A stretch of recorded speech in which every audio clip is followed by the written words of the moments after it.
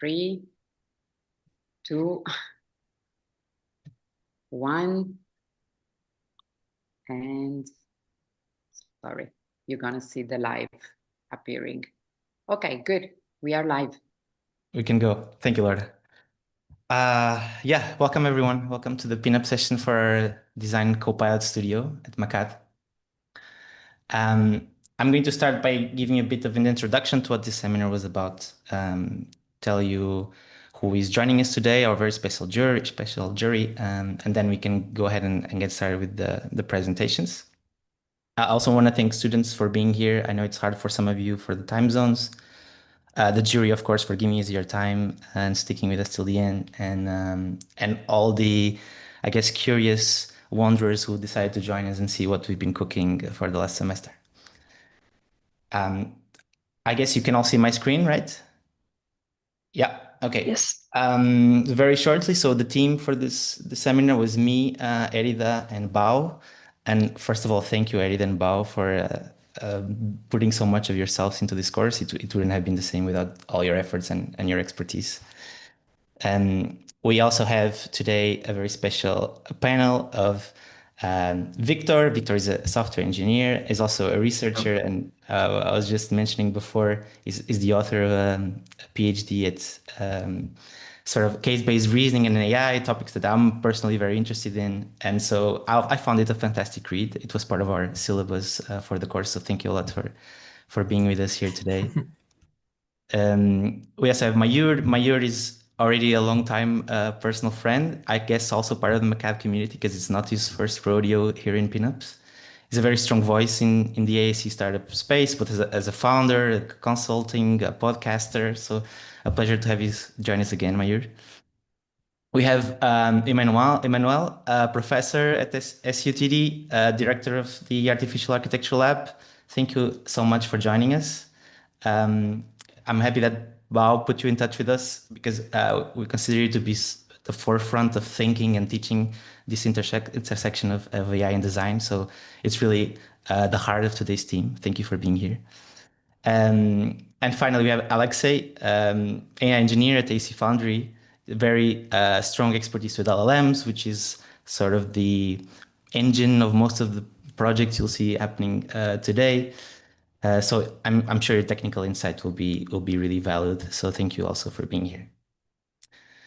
And this course, sort of the conceptualization of this course comes from this book that I'm sure you're all familiar with, The Architecture Machine from Negroponte. I think we're all sort of very fascinated, I speak for the team here, the faculty, that by this idea that machines could eventually become smart enough to understand how they can better support us as designers, starting in this co-partnership. And so today, with all the advancements of AI, I think the questions that Negroponte was putting forward with that book need to really be asked once again.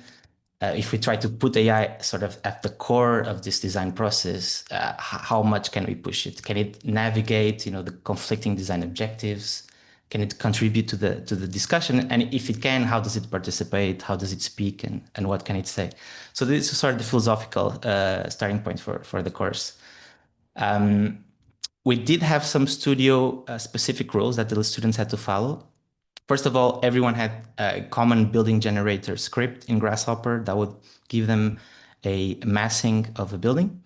So every group started from this, but very quickly they had to narrow it down to a specific topic. They had to develop a Copilot experience that would be an expert in a very narrow topic, not a general purpose tool. And then they would be responsible for enriching the geometric production of this script for their topic of choice. Which would give them access to, a data set that they could curate, they could feature engineer to train their own models, eventually come up with a prototype that you will show off today, and also have an evaluation component to try to understand, okay, what is our Copilot good at, what is it bad at, how can we push this forward after the lifetime of this seminar. So very briefly, we had 10 weeks, very short amount of time. The students, this was not the only seminar they were having. This is the studio course has 3 other classes happening at the same time. We sort of went through data collection, generative algorithms, how to do feature extraction, and went to do embeddings, model training, orchestration, those sort of topics. And these were intertwined with workshops, very specific, straight to the point, hands-on coding workshops, introducing them to LLMs, how to program with LLMs, connecting them to Rhino and Grasshopper, learn the basics of RAG, of SQL retrieval, fine-tuning them, and then a little bit of user interfaces and agentic workflows with frameworks like LangGraph. So we have 34 students. They're split across 8 groups. The very interesting thing about MACAD is people are spread all over the world. This makes it really, really interesting. All these backgrounds fusing into a big melting pot. And also want us to say thank you all for being here. I know for you, some of you, it might not be the best hour. And just to wrap it up, there were some specific deliverables for today. They had to have a working prototype. Okay, the idea is they could take many shapes or forms, but essentially it should be a design environment augmented by an AI agent. There should be some sort of evaluation framework to measure how the system is performing. They should showcase some design case studies to show us the relevance of the tool and how they can integrate actually as a co-pilot experience. And some documentation, which will probably not be part of the pinup today, but eventually there will be some blog posts and we can read about their projects in more detail. Yeah, I don't want to spoil it too much, but we have sort of sustainability, acoustics, facades, co-design, ROI and cost, courtyards. Well, I'll actually see them all in a second. So thank you for sticking to the introduction. I guess we can get started unless Erida Bao or anyone from the jury wants to say a few words. I guess we can start. I think it's time for the Quora Copilot team to show us. Let's go. Their work. I'm going to share my screen.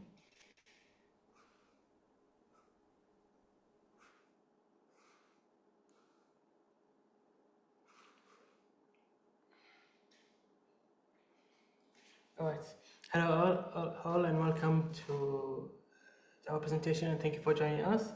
Today we are here to present the GoraBot, a real-time evacuation designing copilot that uses spatial logic and AI to guide designers in moments between composure and panic. We are team 3 consisting of Amira, Elena, Muhammad and Khalifa.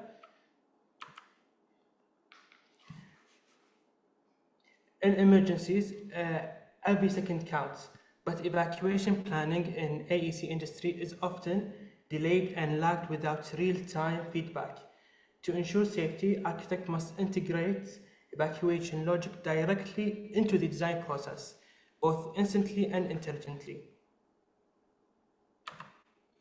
So we ask ourselves, how can AI evacuation safety and evaluation happen in real-time iterations? And how do we measure, analyze, and guide in the process?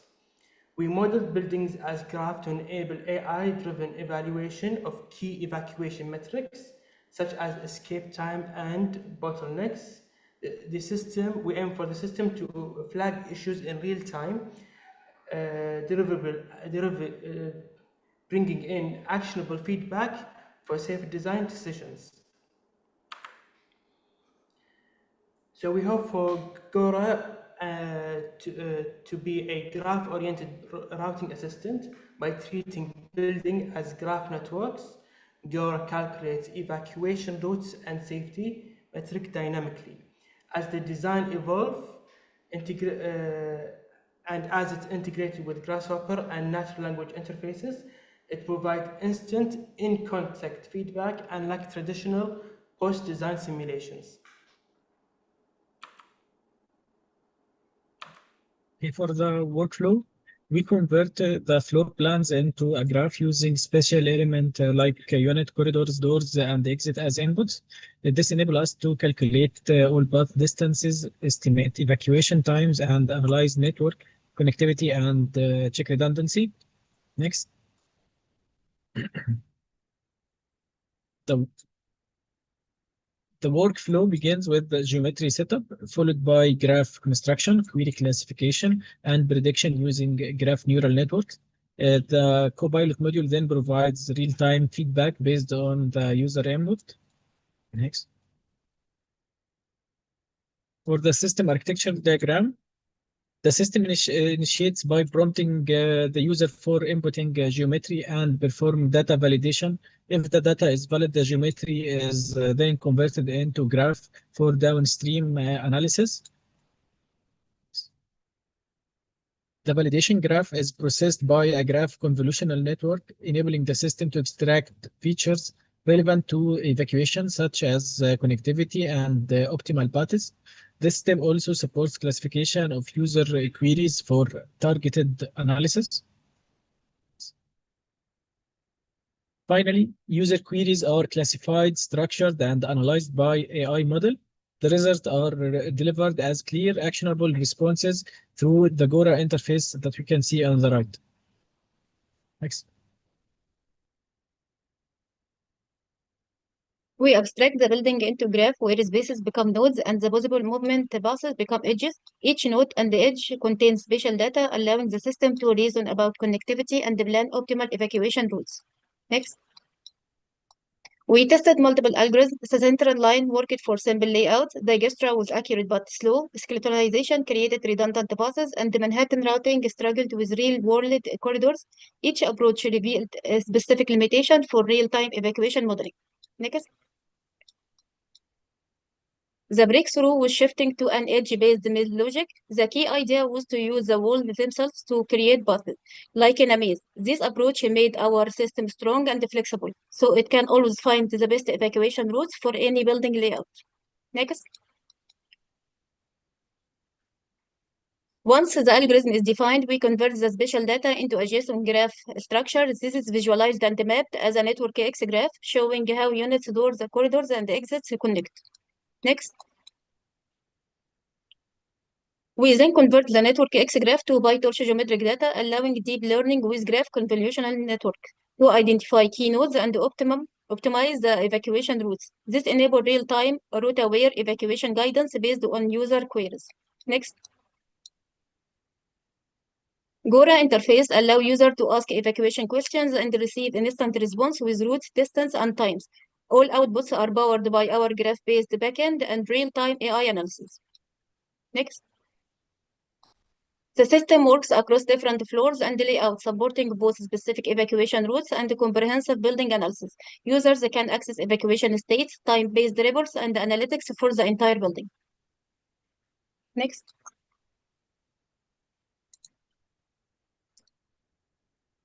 Alina?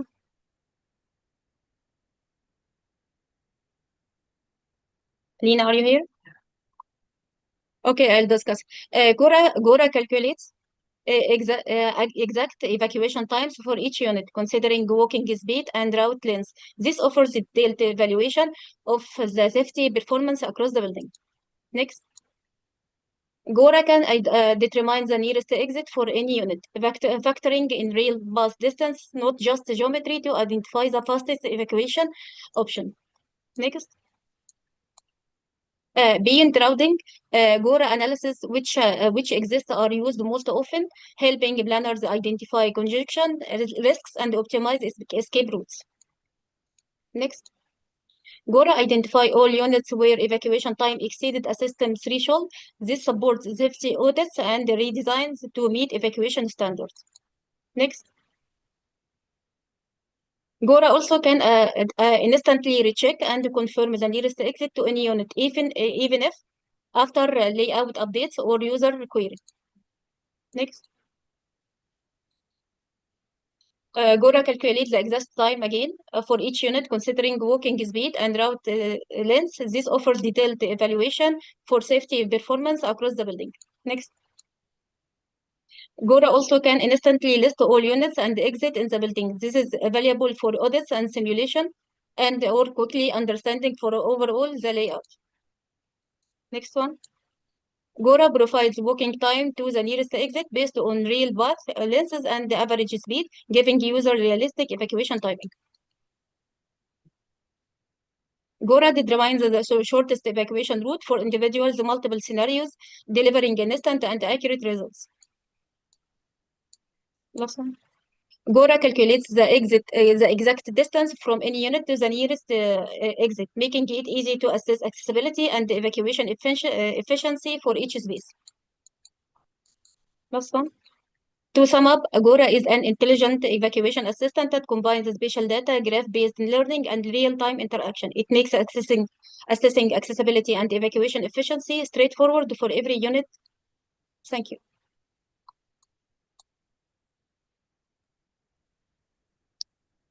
Thank you, guys. Good presentation. Thank you for sticking to the time as well. I just wanted to give one short comment before the jury gets on this. I would love to be able to read the text that you were showing as you were interacting with Gora. Unfortunately for me, it was a bit small. Maybe it was for others, but just a small. I can share screen and show lifetime. That's all right. That's all right. I'll leave it for Okay. the juries now.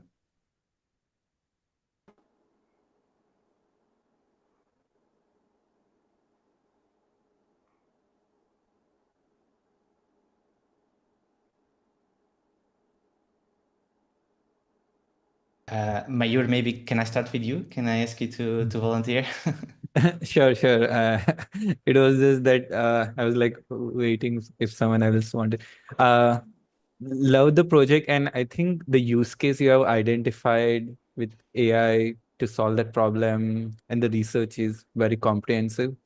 And I was also imagining like the real world applications, like if there is an interface, let's say near the fire exit, where there's a voice and a screen where I can just ask, okay, show me the closest exit and the flow plan, then highlights and interactive.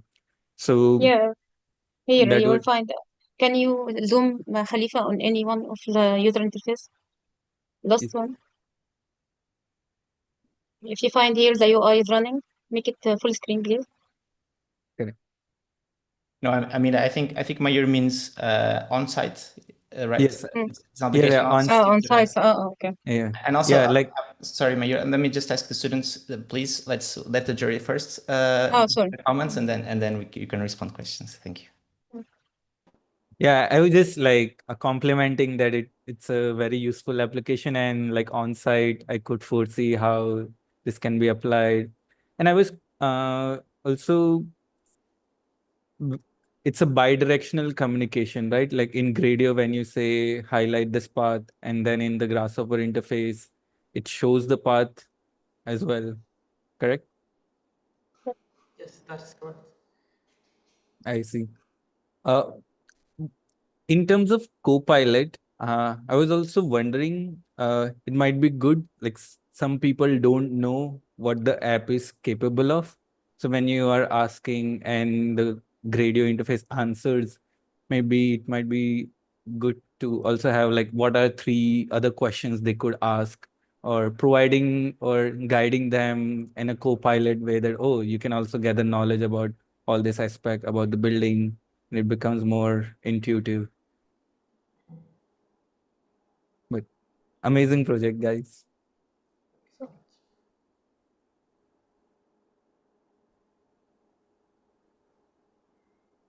Maybe just a quick clarification. So in this case, this tool is able to, given any floor plans, it could actually do the query, right? Which basically, differentiate it from querying a graph database, right? Is that the case? So you've trained with many buildings with the building generator, as your tutor have said, and then you have the graph representation, and then you train the model. So I assume, given any plan, it would go through that process, and then you could just hop to the floor plan and asking about the shortest path from A to B. Yeah, Is that exactly. the right? Yeah. Just input the units and the exits in a different inputs and the corridor, and it will Any floor plan. automatic. Yeah, any plan. Okay, interesting. Yeah, I suppose one of the sort of most interesting part is to as Mai mentioned, right, you could actually have a conversation beyond the evacuation. I mean, this kind of project is actually, I have a project that is kind of, the defense people love it, right? They need this sort of thing when there's like a level 5, presidents are coming, right? So this evacuation thing is highly crucial because they may not have the information about certain buildings, and this will give a certain degree of confidence. But you've not actually shared about the evaluation. How do you actually measure is? I'm sure you have some sort of validation test set and all that, but you didn't actually share much. So it would be nice if you can share a bit. The only evaluation that we are doing for now is just the nearest bus and the distance and time, not other than that. In terms But of the we can, accuracy. yeah, this is the only way we are evaluating the bus itself. No more data, but we can create a lot of code compliance inside it and for the future. Actually, the question is more like the process of evaluating the accuracy, the performance of your model that you have trained. Do you go through that whole typical steps of 80-20 split and whatsoever?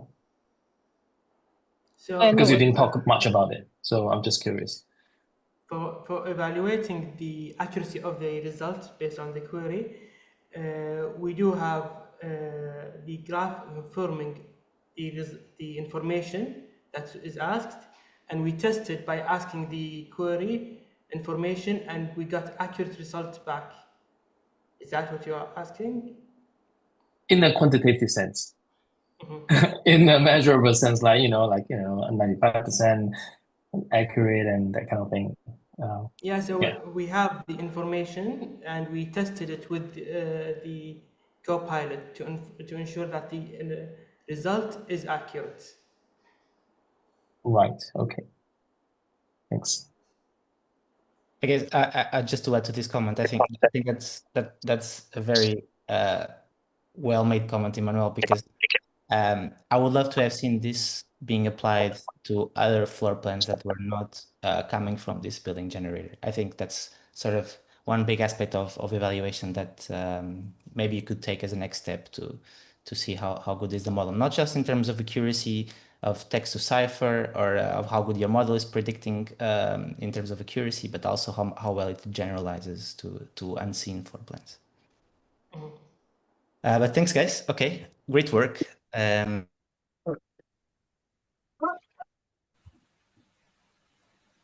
Alexei, sorry, if you want to say a few words, I will let you, but we will try to do 2 juries per group. Okay. On a volunteering basis. So maybe if you Okay. want to stay for the next group, that'll be great. Okay, no worries. Awesome, thanks. Thank you so much. Shall we go on to the next group then? Are you ready, group 4? Yes. Very, very ready, We are. I see. Hello, everyone. We're group number 4, Will, Scott, Christian, and Biel. And today we are excited to share with you our Yield Copilot, an AI-driven building cost and valuation tool to help designers balance function, form, and finances. Architects and clients need to work closely together, but often speak different languages. While architects talk about form, space, and experiences, clients tend to focus their attention to issues like cost, yield, and returns. We have all seen how beautiful design visions can crash into a wall of financial reality. Architects often dream big while aiming for inspiring spaces, but the project's development goals can be way out of sync with actual construction costs and ROI targets. The result, heartbreak on both sides, with endless and costly redesigns which inspired us to develop our tool. Our Yield Copilot enables financial information logic, transforming cost analysis from design constraints into a design-informing property. So rather than treating budget as a limitation, it aims to transform financial data into a creative catalyst.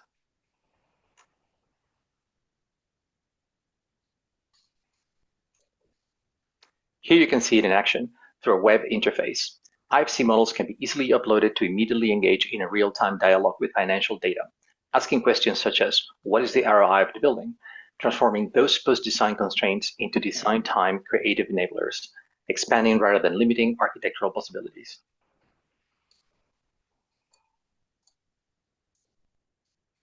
We began with the Common Building Data Generator, or BDG, which all studio groups used.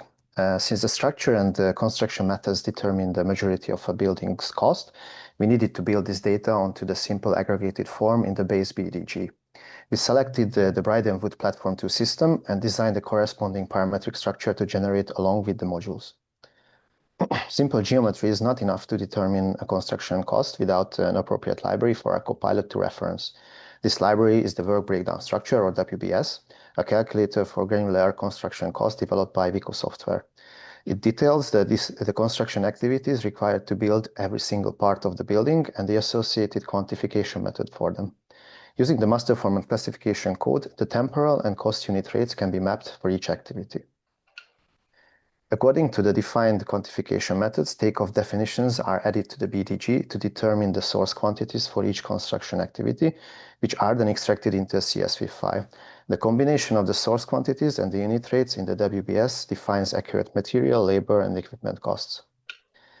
We can embed the WBS reference names in the BDG's IFC file export, which enables Yield Copilot to reference the WBS and perform an informed analysis of the IFC geometry.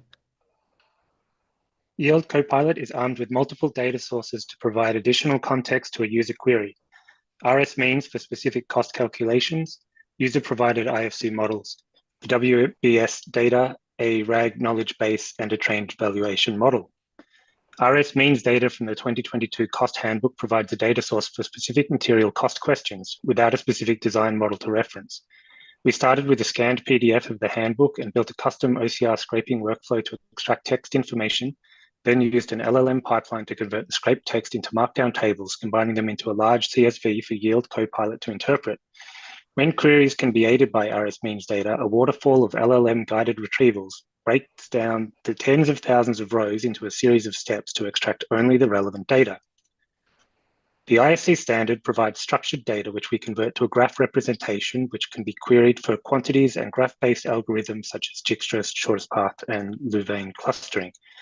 Pairing the IFC data with the work breakdown structure provides scheduling and dependency information, which we use to assign costs and labor effort to individual elements. Our retrieval augmented generation pipeline provides additional context of industry sources on cost estimation best practices and construction means and methods to answer user queries. Finally, our random forest model estimates residential building valuation from only a few relevant inputs: total area, number of bedrooms, number of bathrooms, kitchens, building type, and floor level. The valuation model is accurate to within 30% for the Boston market, and this workflow could be extended to other markets in the future. Yield's agentic router determines which data sources best help provide an answer to any question a user could ask, then in parallel runs the context retrieval functions. Some simple queries can generate up to a dozen complex LLM calls to retrieve all the relevant data. However, deeply integrated parallel processing minimizes latencies, and to the user, Yield is both knowledgeable and responsive. The agentic router gives Yield Copilot significantly more flexibility in handling any user query compared to a simple classification system. Our natural language interface allows us to interact with the system in plain English. So we can ask directly Copilot questions or commands like compare option A or B, or what happens if we add 2 more floors. It responds with analysis backed by data and lowers the barrier for non-technical users. The user without a BIM model could even type a question into the chat and get a meaningful answer with references to cost benchmarks. We think this makes the Copilot tool feel more conversational and accessible rather than a complex engineering software. Yield provides robust logging and sends each log line to the user interface as they are processed. The user interface then builds a graph of each processing step along with the response to the user query, allowing the user to track their query in real time. We also added a 3D IFC viewer that reads from the same IFC file as the Yield Copilot. Yield can interact with the viewer by assigning colors and opacities to the IFC elements to provide custom visuals along with the text response. Here the user asks the questions about columns, and Yield updates the viewer to show yellow columns. With all of our data sources, we can end up with a huge amount of data for our LLM backend, requiring dynamic use of models. We designed an assessment tool that dynamically chooses the appropriate model for any query, a small attempt at ethical energy consumption. The core processes of yield run in a Flask server that exposes a few endpoints for interaction. For this project, we built a Streamlit web interface for the user to input their questions and IFC files, which uses the Flask endpoints. This configuration allows future versions of Yield to replace Streamlit with alternative interfaces, such as native GUIs like Qt or WinForms, or even integrate directly into BIM design software like Revit, SketchUp, or Rhino. This also simplified deployment of Yield to a public web server in the future.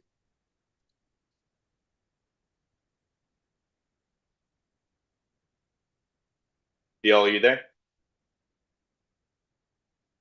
Okay. We believe tools like the Yield CoPilot can foster fundamental cultural shift in design practice. Instead of a tug of war between creativity and cost, it becomes a partnership where we develop design with financial insights. Architects can be more confident knowing their bold ideas are backed by solid numbers. And developers can be more open to bold ideas because they can immediately see the projected returns. This builds trust through transparency. And we believe this approach makes the entire process more efficient and more innovative. Thank you for listening, and we'll now take any questions. Thank you, guys. Good presentation.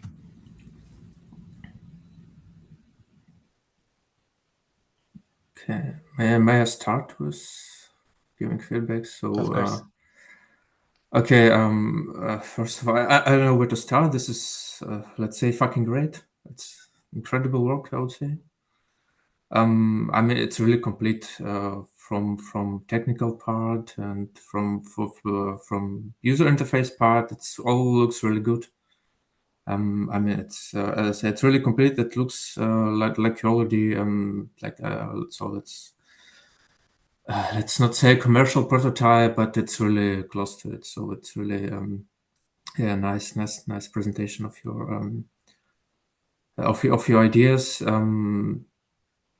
So let's say I have maybe just some small questions to the prototype. If I get it correctly, you only evaluate material cost of the building, yes? So not personal cost, like not cost of, let's say, people who will do the work then. No, actually, the labor costs and the equipment costs are also filtered in. So if Scott, if you go back to the WBS part, the WBS details all the activities and it breaks them down into labor, material, and equipment. Okay. Okay. And all of them is derived from the geometry of the IFC. Very good. Very good. Yeah, we're also not just able to calculate the cost of labor, but also the time. And that was a separate seminar project for a graph machine learning course, which we didn't integrate tightly into the studio project. But we're able to do things like determine what the critical path is to get to a certain part of the building in not just money, but time. So we can say if you had, an infinite amount of laborers, you could build the building in like 9 hours. But if we had a limited amount of laborers, it would take longer.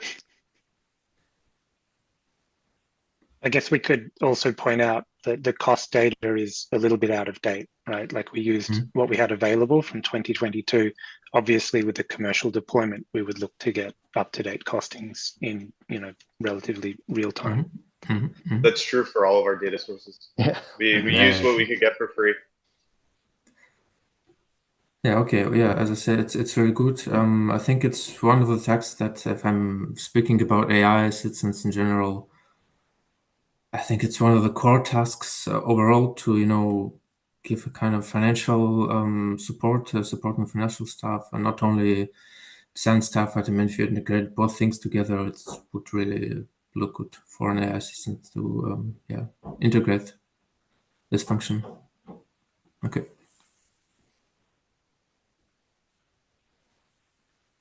Can I ask a question? First of all, great work. I love the UI. I think you integrated Grasshopper somehow in there, or not?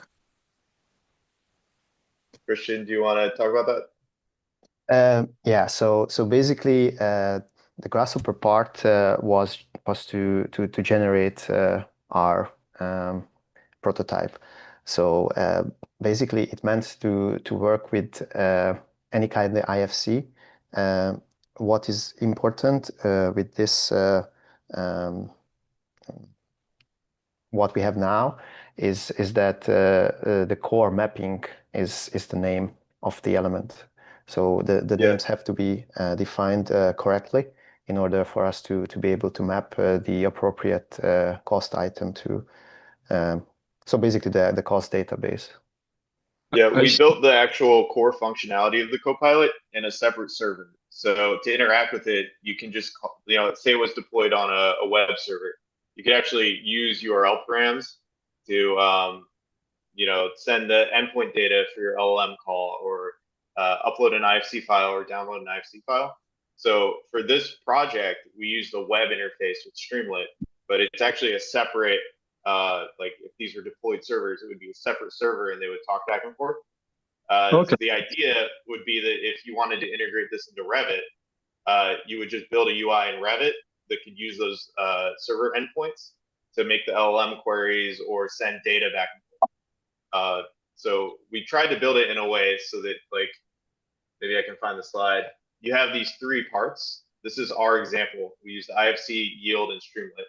You could swap IFC out, use a different 3D engine, or you could swap Streamlit out and use a different user interface. Yeah, I really like this approach. This is what I wanted to say, the compliments for the UI. And the fact that it lives outside of Grasshopper, which makes it much more practical for future, let's say, implications.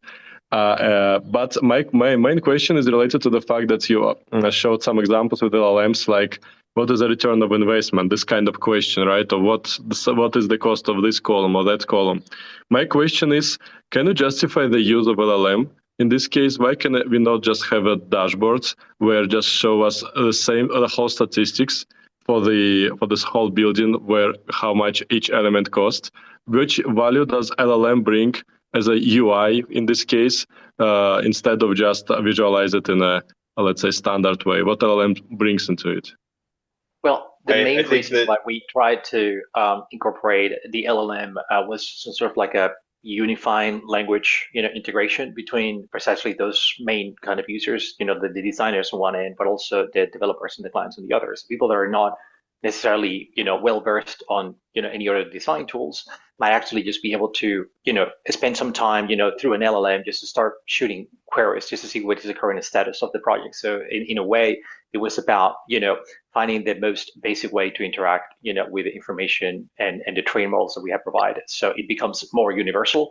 And then obviously, yes, that there will be a direct integration towards the design tools like Revit or Grasshopper, in which for example, for a designer perspective, you can have like a direct dashboard that can just show you that. But the idea of that was just to release it to the public, to the non-design savvy folks. Yeah, and even in the design world, you have a finished building model. I mean, I would say never, right? There's always a level of detail that's missing. And throughout the design process, at least in the firms that I've worked with, you start with like sketches, and then you go into a very simple 3D model, and then you go into a large text document describing all the things that you will do. Then you create more and more detailed 3D models and drawings. But at no point do you actually have a whole comprehensive set of documentation that could be deterministically interpreted. So with our tool, we think that if you start with like a text narrative describing how the structural system works, you could send that to our Copilot, and then it could choose with our like routing system. Like, I don't have an IFC file yet, but I have RS means and I have this like RAG knowledge base. Let's do as best of a job as I can to interpret the cost. And it's really, we're trying to emulate what a professional cost estimator would do, which is take the data that they can get from the designer and take the data that they have from a third-party source and try to merge it into an answer. Okay. I see. So you mean that the biggest value of LLM is to, let's say, navigate through the lack of data in a way? Yeah. Okay. Thank you. Thank you very much, guys. Great work. Thanks. Thanks. And for the facade team now, are you ready, guys?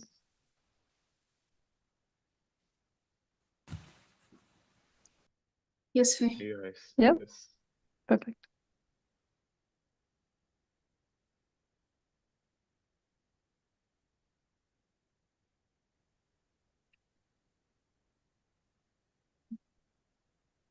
Can you see the presentation? Yeah. Yes. Okay. Hi, everyone. This is Group 8, Daniel, Erva, Ernesto, and Renuka. Today, we're going to present our co-pilot, Climate Skin, a design assistant for climate adaptive facade generation. Next. This is John. He's an architect who faces a typical dilemma when designing a facade. Should he prioritize building performance or aesthetic intent?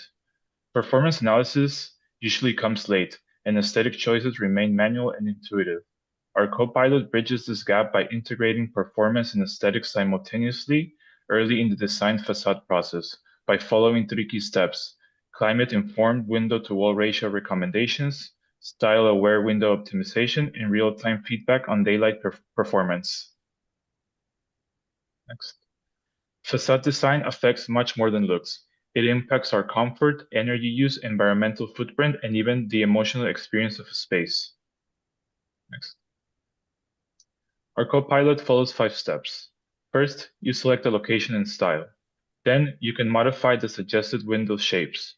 In step 3, you chat with the system to analyze performance. Next, apply elements like shades or balconies. And finally, you can preview the full facade, both inside and outside, in real time. The system provides rendered views to help visualize the final result.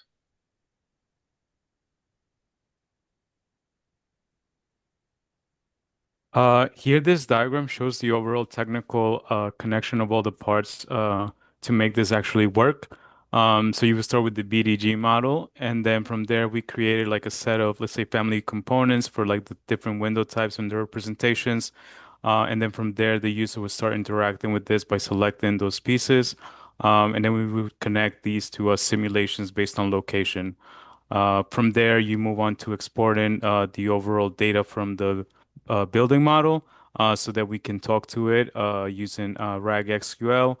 And then finally, there's another part where we connect to specific knowledge sources like well, lead, and some other related sources that deal with environmental and climatic relationships within the building to be able to query them and provide recommendations to the designer's choices. And then after that, the designer can essentially simulate this every time he makes a change and then loop back again to keep iterating until he gets what the designer wants. Thanks. And this is like the more simplified version here. So here you start with the UI on the left side, and then you go to this few step process, and then where you kind of look for a recommendation, then you kind of go into Grasshopper and then into the Python Visual Studio Code to process the data on the back end, and then you bring it back into the UI, and then it continues from there.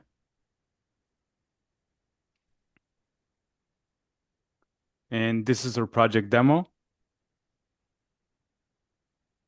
So here we start with selecting the styles, and then you can pick a set of windows from here, and then modify them based on the shadow style, and then any other properties related to the size of the window, and then the location.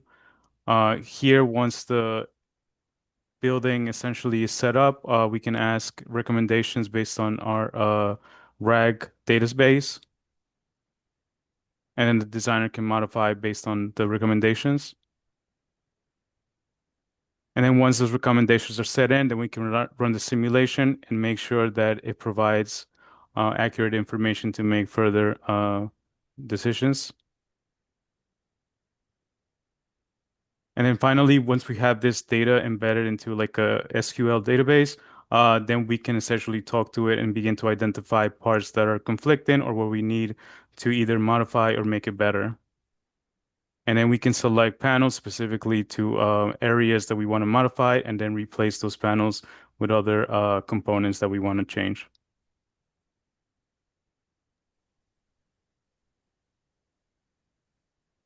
And then finally, simulate and iterate again until you get the results that you want.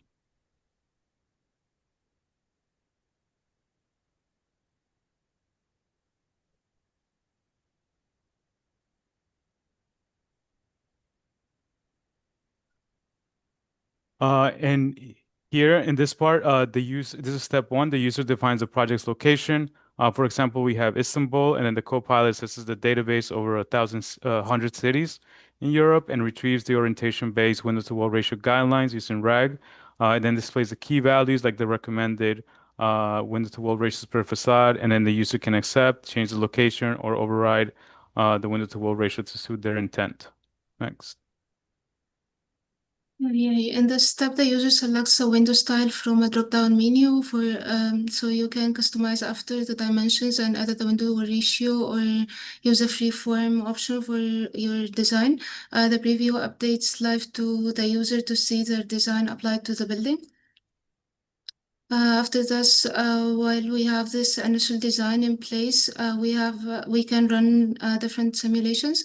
The system processes spatial daylight autonomy, rotation, and view score using tools like Ladybug and Cyclops, and the results are like visualized for the user so that he can see what to the next step in the decision, the design decision.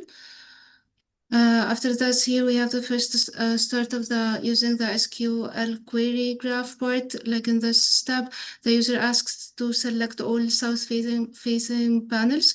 The system builds a graph linking interior spaces to facade panels, retrieving properties like orientation, window ratio, and panel room, parent room, and parent unit per each panel of the facade. The output is a visual map of the building with the panels colored by orientation, ready for performance queries on design decision. Here we have the next step in the SQL query. So the user interacts through natural language queries, like identifying units with poor daylight or high view scores. The backend runs SQL selections from the simulation database, returning panel IDs that match this criteria. These are directly highlighted in the 3D model for the user guidance. Yeah. So the Copilot uses the LLM to suggest the design improvements. It receives the panel data like the orientation and shading and responds with passive strategies such as adding louvers or glazing. These suggestions are sorted and presented to the user who can either apply them or directly or modify and resimulate it. So in the final step, the user requests the interior and exterior renders of the optimized facade. So this uses the SDXL with ControlNet to generate photorealistic visuals. This can be previewed, adjusted, or downloaded as per the user requirements. So these are some of the shots from the final renders of ControlNet, giving the user a final outcome of both the exterior as well as the interior. And to conclude, we learned that chaining prompts and the fine-tuning retrieval logic is crucial for the structural, like the structured design workflow. However, we face some challenges with the LLM accuracy, which is limited by database scope. But we are moving forward. We aiming to scale the dataset for a broader climate adaptability. So in conclusion, we are trying to empower architects with both the performance as well as the aesthetic side of the design. And we are excited to see the next steps. So thank you. Thank you, guys. That was a strong push this last couple of weeks. It's nice to see.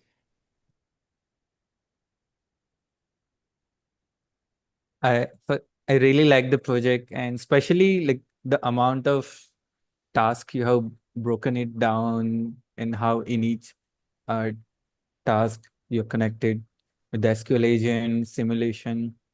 I would like to make a general comment, not for this group, but for everyone. Is like we are seeing more on the Copilot interface with text, and you get a feedback loop, or the feedback loop is shown visually. But a few, like even Sam Altman says, like the amount of interface possibilities we haven't seen push. And I'll give an example, just like, so you have a feature of changing windows. So either you can change with the UI, or what if when someone is modeling and they change the window from square to rectangle, instead of proactively asking for it, the application reactively gives, okay, the user reduce the window size by 20%. this impacts this much sustainability score. So it's the modeling interface then becomes the Copilot rather than a text-based interface. And it's everything is running behind where each modeling step is giving you a feedback about the implication in sustainability. And so it's just like I would like to challenge you guys that what are the innovations like in terms of interfaces which would be really interesting to see. Maybe it's a every time you model, then there is a voice feedback. Okay, do you wanna? Are you sure you want a rectangle? This reduce the wall to window ratio, which is not recommended in this region. Are you sure you want to proceed with this step? So just informing them with each and every step could be also very insightful.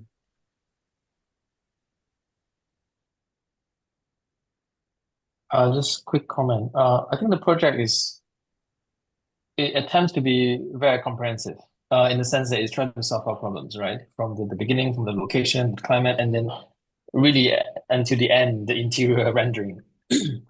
I think probably the weakest part of the I think 6 steps or so, I think might be the step number 2, where it suddenly became a bit more sort of decided, right?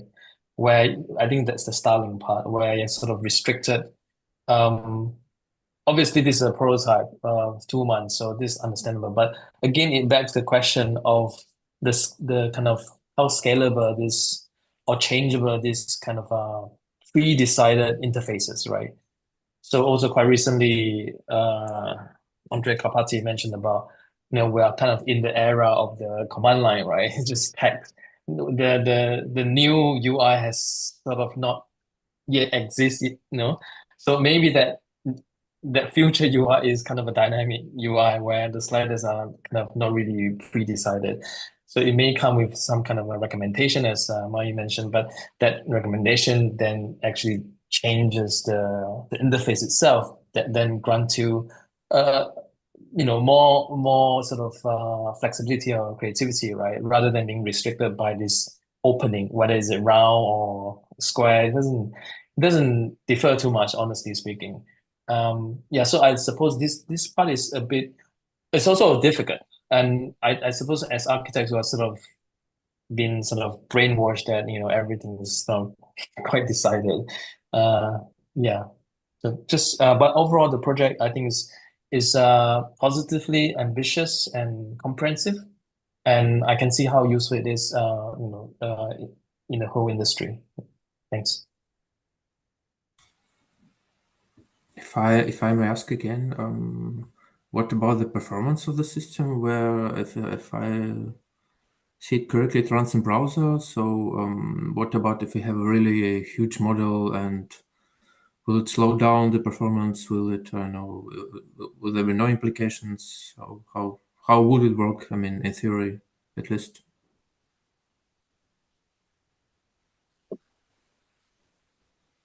Yeah, so maybe for this building we had like this strategy of like doing one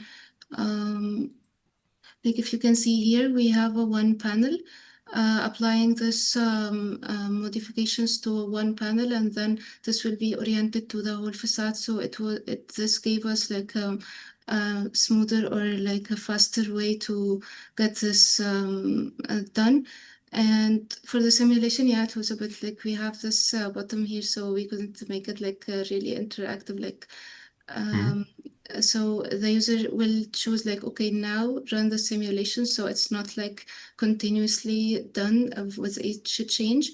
And we use like Cyclops as a lighter plugin for the simulation. So it was like a bit lighter for the huge buildings. So these are like the steps that we used for a lighter workflow.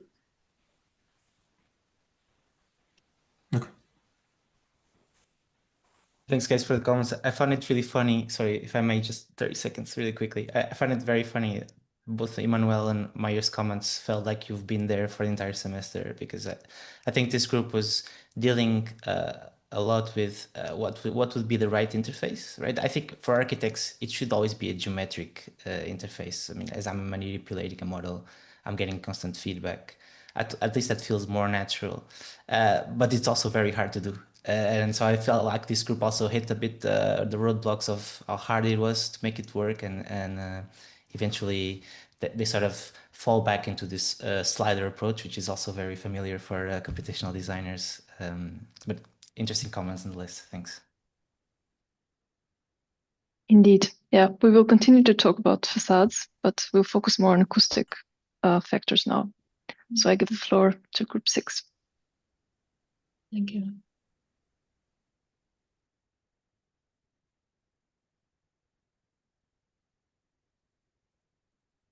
So, oh,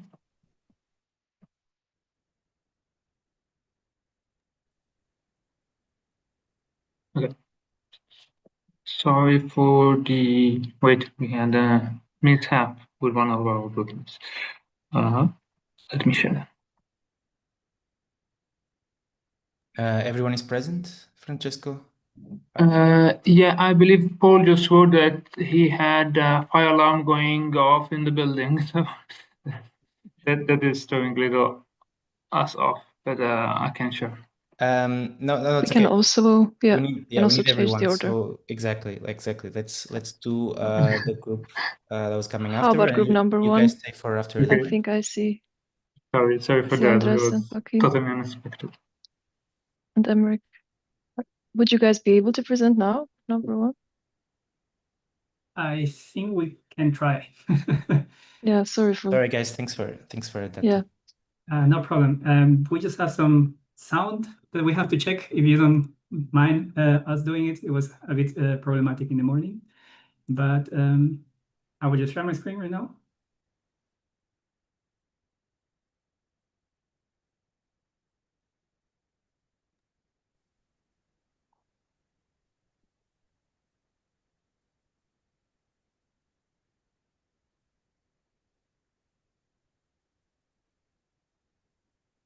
And can you see my screen? Yes. We are just waiting for you to play. Can you hear? Perfect. Let's go. Perfect. All right. Yeah, I'll try to set everything on the right side. And are we good to go? Yes. Let's do it. Perfect. So, hi there. We're the group 1, Andres, Marco, Cesar, Joaquin. We are here today to introduce you to our favorite copilot for sustainable design, Gaia. When starting working on our architectural projects, one of the biggest problems is the limited time to execute actual design tasks. Deadlines accumulate in very short periods, and often we find ourselves immersed in a multitasking frenzy. Similar issue appears when dealing with the project brief, regulation, and documents before even starting our design. And as the climate crisis rises, sustainability aspects of our design become increasingly important. LCAs and energy simulation are therefore unavoidable. The early design stage has the most influence on the sustainability outcomes. At the same time, data is mostly uncertain and unavailable. This gives us the opportunity to tackle the knowledge gap and reduce effort in the higher stages of design, reducing the cost and effort of changes in typical design frameworks. Which brings us to the issue of using a really wide range of tools to estimate the real impact of our decisions. And this road leads us finally to Gaia. So let's start the journey.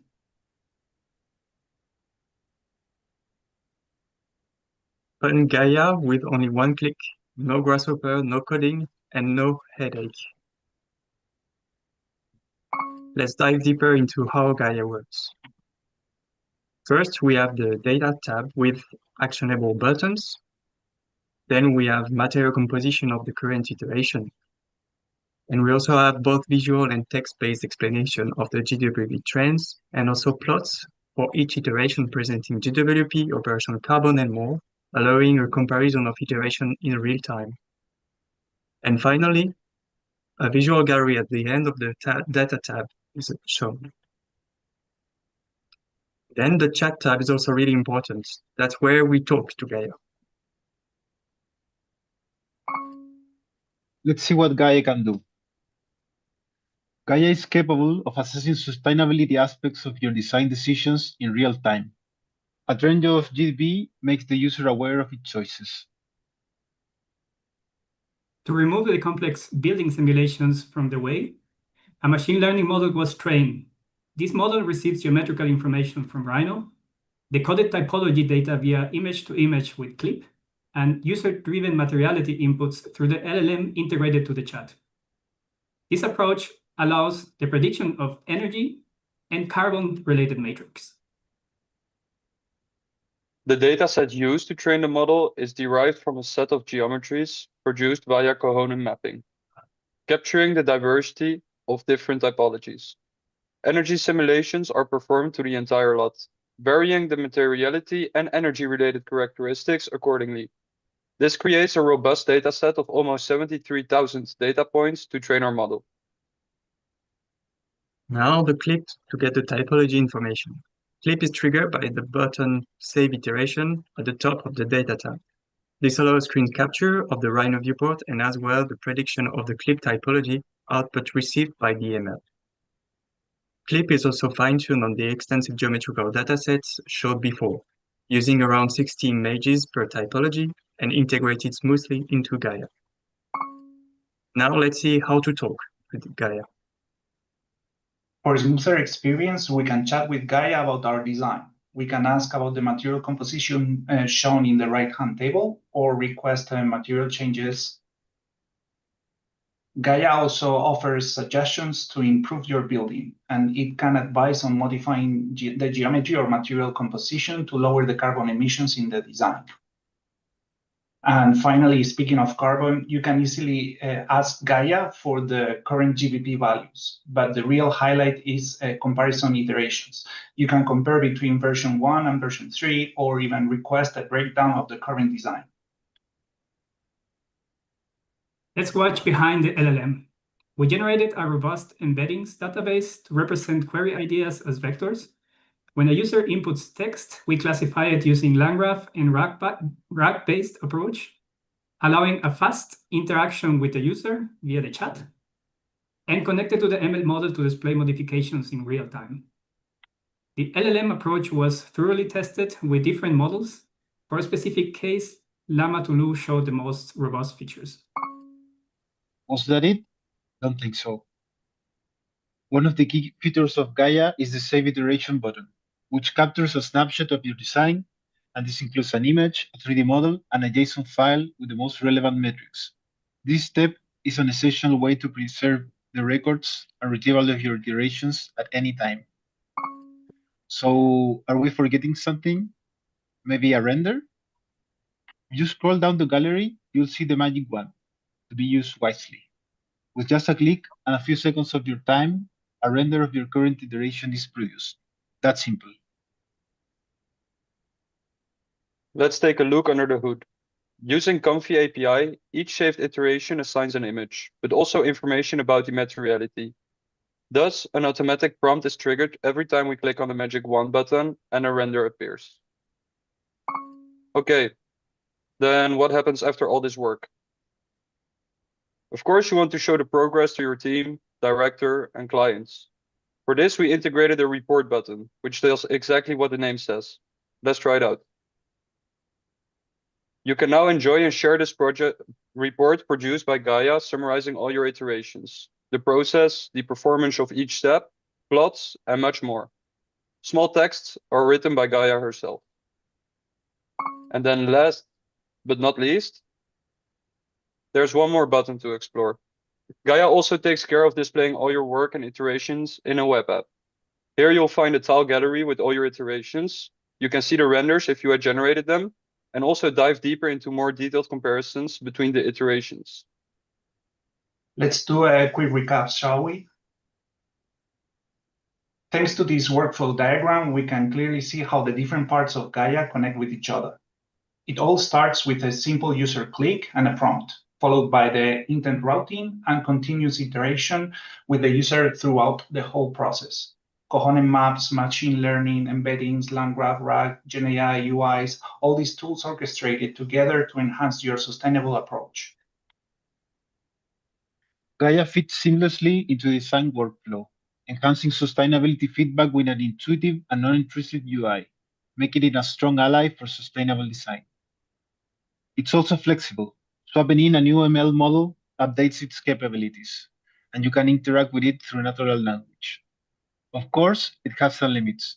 For now, it supports only one weather type, depends on heavy Python libraries, and needs a solid laptop for high-quality renders. That's why it's still in beta. Future versions may become full plugin with better integration, more building typologies, and a broader weather support. Now, let's go for a final round. We focus on the early design stage, but also you can use it with no code, no grasshopper, and no headache. It brings the attention back to the design while keeping an eye on sustainability thanks to the 6 metrics available, nice plots, and iteration history.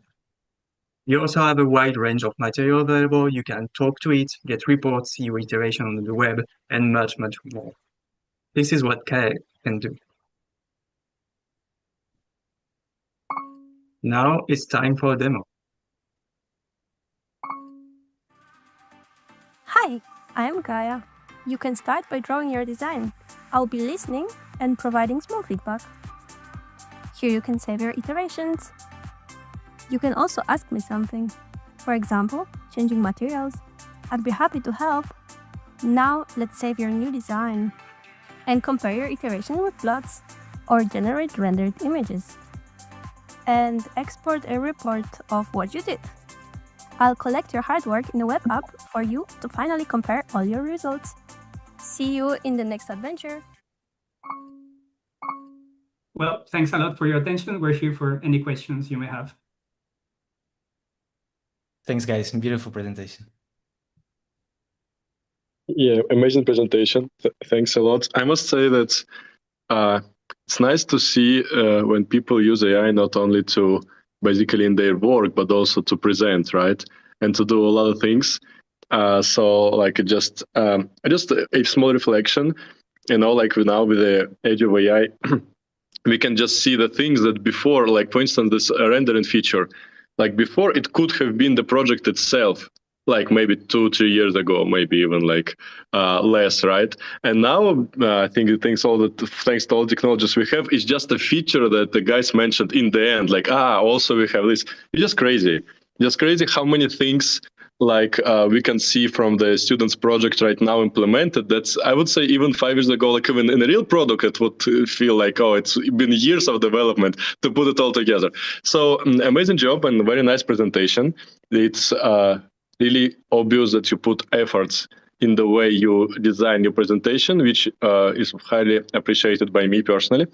And about the project, very nice. Love sustainability topic, honestly. And just a couple of questions. First question, like when you evaluate the carbon impact of materials, are you connecting to any EPD databases to evaluate basically the carbon impact? Maybe you mentioned it, I just don't remember. And if you connect to database, which one do you use? Actually, we didn't mention it because it was limited the time, but we connected to the EcoBauDat. Like we created our own database of different constructions typologies, and yeah, this is where all EPDs for the GBP come from. Oh, amazing. Yeah, it's very nice. And just one small observation, like I think when you showed the Copilot, right, when like it's kind of showed them it's the same topic that we discussed, what Mayur also mentioned in the previous presentation, is the fact that it's very nice from the product standpoint, and I think you did the students amazing product, to be honest. But it's very nice from the product standpoint with the things like LLM to distinct where LLM really can bring the value, or what could be a button in the interface. Like change the materials, it can be the button in the interface. I don't need the LLM for this, right? For example, or like compare this option and that option. Like I can just do it with some UI on top of it. However, things like what you showed, like do I have a more sustainable envelope, or do I have any alternative for my like facade material? this is something that it's clear the value of LLM, because to make it in the like UI, it will be very hard if it's standard UI. But if I ask these open questions where I see that like the context can bring me a lot of value, I think this is where it's very important to distinguish what LLM can do and where really LLM is good at, and what we can basically separate and put into just buttons, even though they don't sound that attractive, but they just will be more like easy for me as a user just to use a button instead of just type some simple things, right? But overall, very great job. Thanks a lot for your presentation. Thanks to you for the feedback. Thank you. Yeah, thank you. Yes. Yeah, if I may add, I also find it very nice presentation and very nice prototype, nice UI, and I can see the system is very, very complex. You have showed one of the slides that's, I know it runs over, I don't know how much long. Basically, it looks like you managed to work out multitasking very good. I can imagine you spent many days and nights developing this. So yeah, my question is, yeah, I can only say, I mean, working in early stages, IFO people can report that it's very hard to work with data from the stage, and yeah, you managed it very well. Just one question to the Llama model you use for LLM. Is it some kind of specific Llama you found out? Because there are like many Llama models out there. Yeah, there was a slide with a comparison. Yeah, okay, tiny Llama, of course, yeah. So is it kind of specific Llama available from somewhere, or is it, I don't know, a specific model?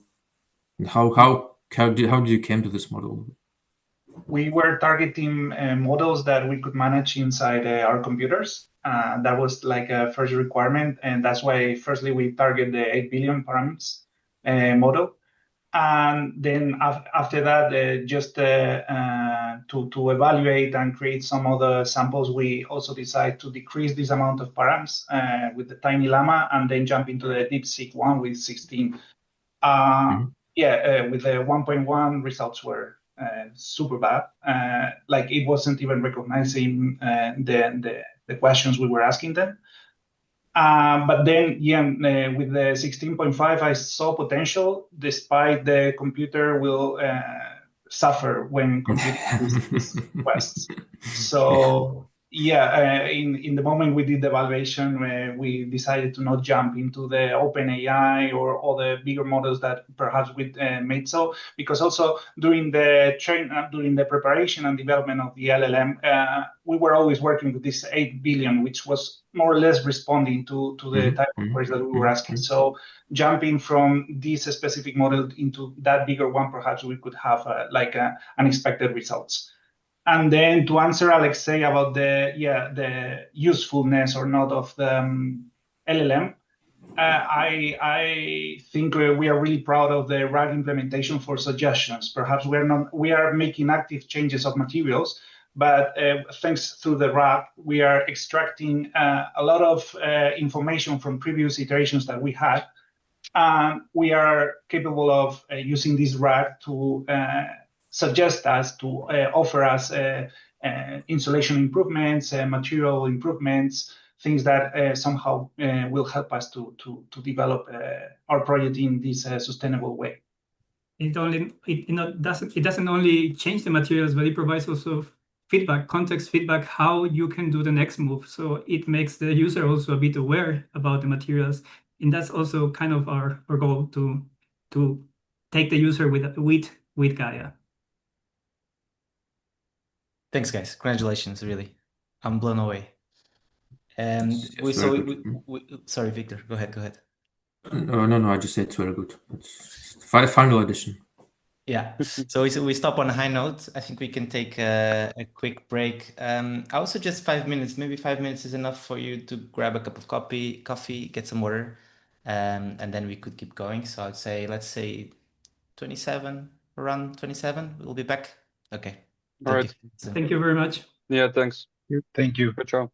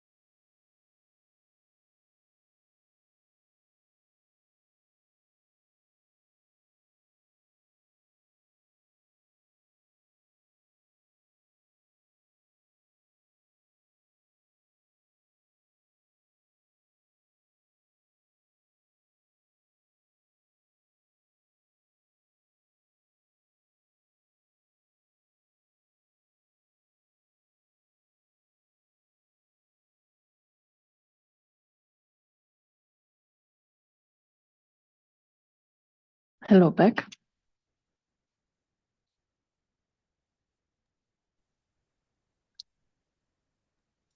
Hello.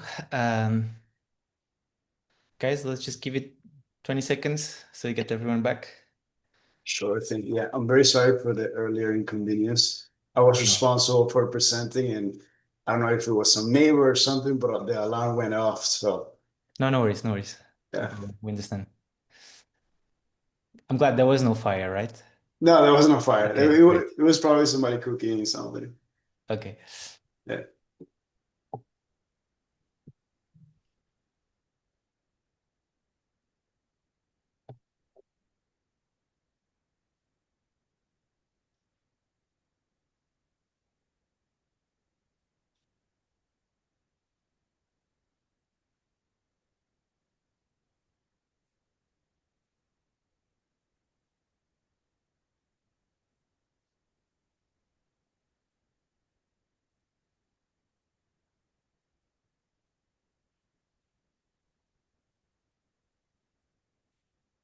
Are we starting? I was just giving another 10 seconds to see if Mayur, Alexei, and Victor come back. Okay. No, I was asking because our timer started. Thank you. So keep that in mind. Yeah. Thank you. Okay, I think we can start. Go ahead. Let's see. Okay, so if you go, Jose. Okay. Good afternoon, everyone. We are Group 6 here to present Ecoform, an acoustic copilot. Our team, Georgia, Paul, Francesco, Mohammed, and myself, Jose, set our goal to empower designers with fast, intelligent acoustic analysis during the initial design process of a residential building, especially in a noisy urban zone. Following, we'll show you our Copilot prototype demonstrating how it puts advanced analysis at the architect's fingertips. Then we'll discuss the core problem and we'll walk you through our approach to dataset ideation and creation, ending with the graphical user interface focusing on the user-friendly features.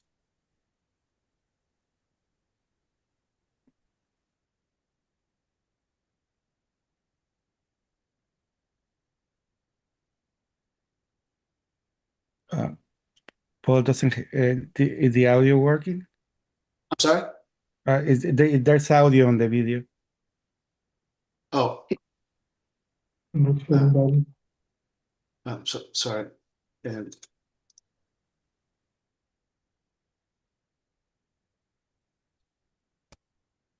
Loaded. Meet Ecoform, your architect's acoustic copilot for city noise evaluation. Jack, the architect, has the option to upload or select from pre-loaded IFC models. He instantly sees every apartment and some map out. With a single click, Ecoform flags which units don't meet acoustic comfort. No more guesswork. Curious about patterns, he opens the interactive graph viewer for the bigger picture analysis.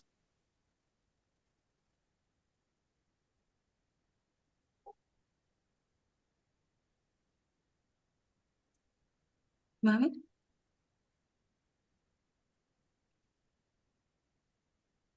Ecoform Copilot doesn't just flag noise levels. It understands acoustic comfort by analyzing key metrics like RT60, SPL, and LAAQ, following ISO and WHO standards.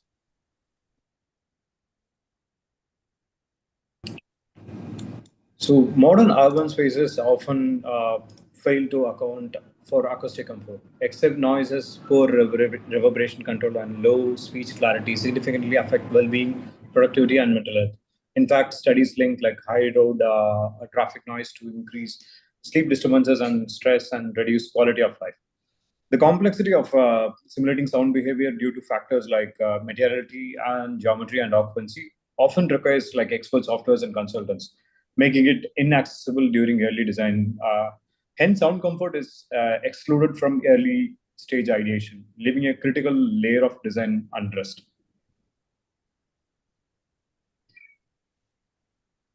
So acoustic quality is fundamental. In residential spaces, bad acoustic led to stress, poor sleep, and lack of privacy. And good acoustics, on the other hand, they promote like better space, better health, and improved daily life. It impacts everything from concentration and comfort to productivity. That's why it's crucial to address acoustic comfort proactively. Yet, this is only possible we embedded simulation tools early in the workflow, not as a design post-design validation, but as a design co-pilot. From this research, our interference will allow better acoustic integration in design, make acoustic design accessible to anyone, and enhance human-centric environments. Our goal isn't to replace specialists, but to bridge intuition and analysis, enabling better decision when they matter most during design conception. Now, a little bit for the pseudocode logic behind our app Ecoform. In this one, we're visually portraying how the user input from apartment type, location, or comfort requirements is processed step by step. The system will first interpret what the user wants, whether it's an overall comfort assessment or a specific mitigation advice. It then matches the spatial zone and retrieves the base acoustic data, such as LAQ levels, which is an average of decibels in a particular place and time, or RT60 values. Next, it's going to adjust for material choices and environmental factors like vegetation buffers. And after computing a comfort score, it's going to check for compliance against the standard of the WHO. So in our ML pipeline, we're going to transform diverse building and contextual data into actionable predictions. We collected over 3,500 apartment samples from a building generator that we were provided, and matched them with more than 70,000 spatial noise coordinates.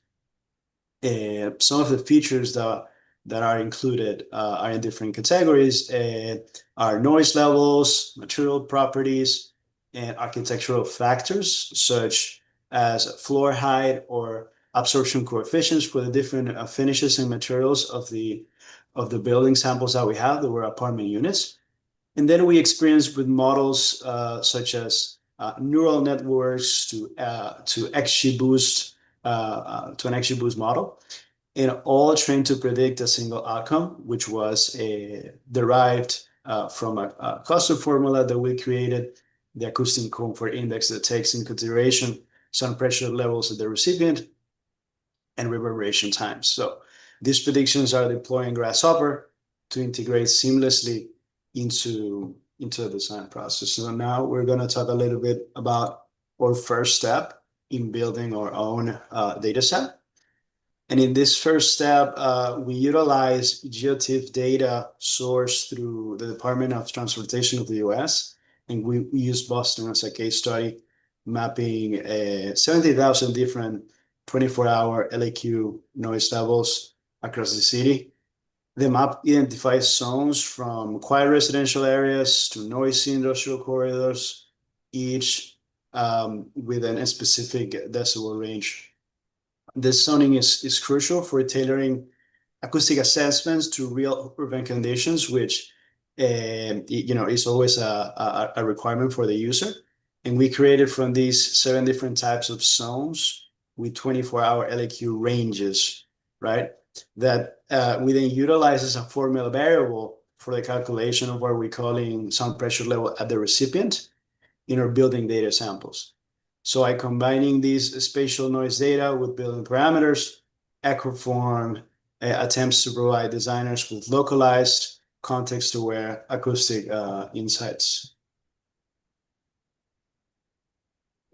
So yeah, we started with the set building generator. We enhanced it with simple geometrical additions to allow holistic simulation on how the sound behaves within and around the architectural structure, without, however, putting too much computational weight on the simulation itself.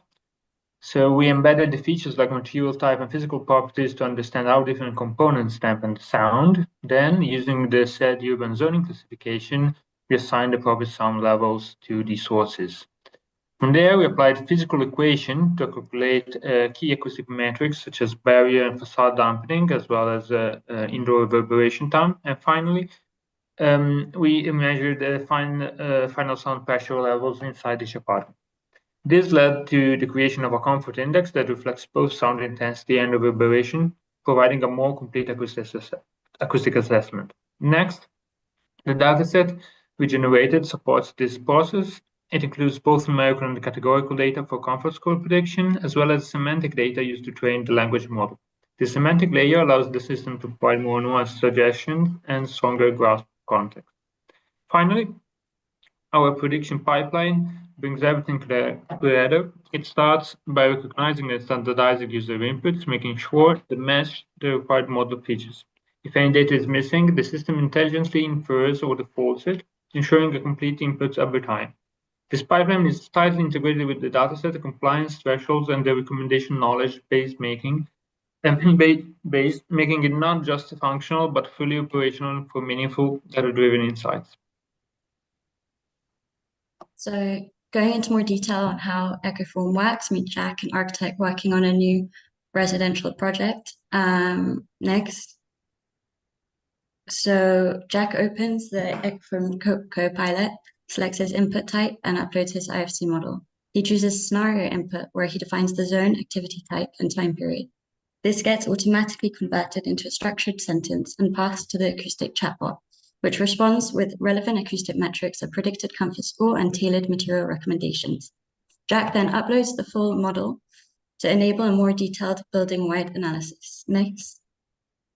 He clicks Evaluate Scenario. The CoPilot visualizes all apartments in the model and instantly flags any units that don't meet comfort thresholds. Curious about the spatial patterns, Jack opens the graph view, which reveals how the elements relate in terms of RT60 and SPL. So then next, Jack zooms into a single failing apartment to view its comfort score and additional metrics. He then can export a CSV report of all flagged units, complete with IFC identifiers, and captures a screenshot ready to share insights with his team for the next design iteration.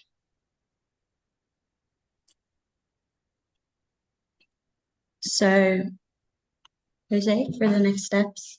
In Ecoform, we continuously improve our prediction models to boost accuracy and learning from real formulas that study noise. We focus on scalability of our acoustic analysis to adapt to complex scenarios at different scales. Looking ahead, our next steps include integrating additional metrics to create a more comprehensive simulation scenario. Thank you. Thank you. Thank you, guys.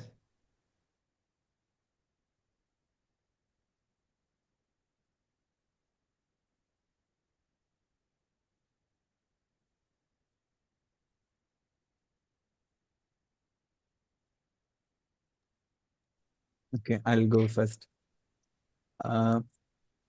Really like the problem you targeted, and right from the data collection to the interface. I think it's one of a kind of a project, because it's unusual to see people developing this kind of solution. So kudos on the thoughtfulness and everything.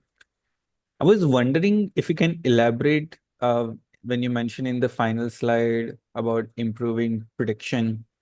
Is it you're evaluating on rule-based algorithms to predict it? And also, have you ever faced hallucination problems while using the app?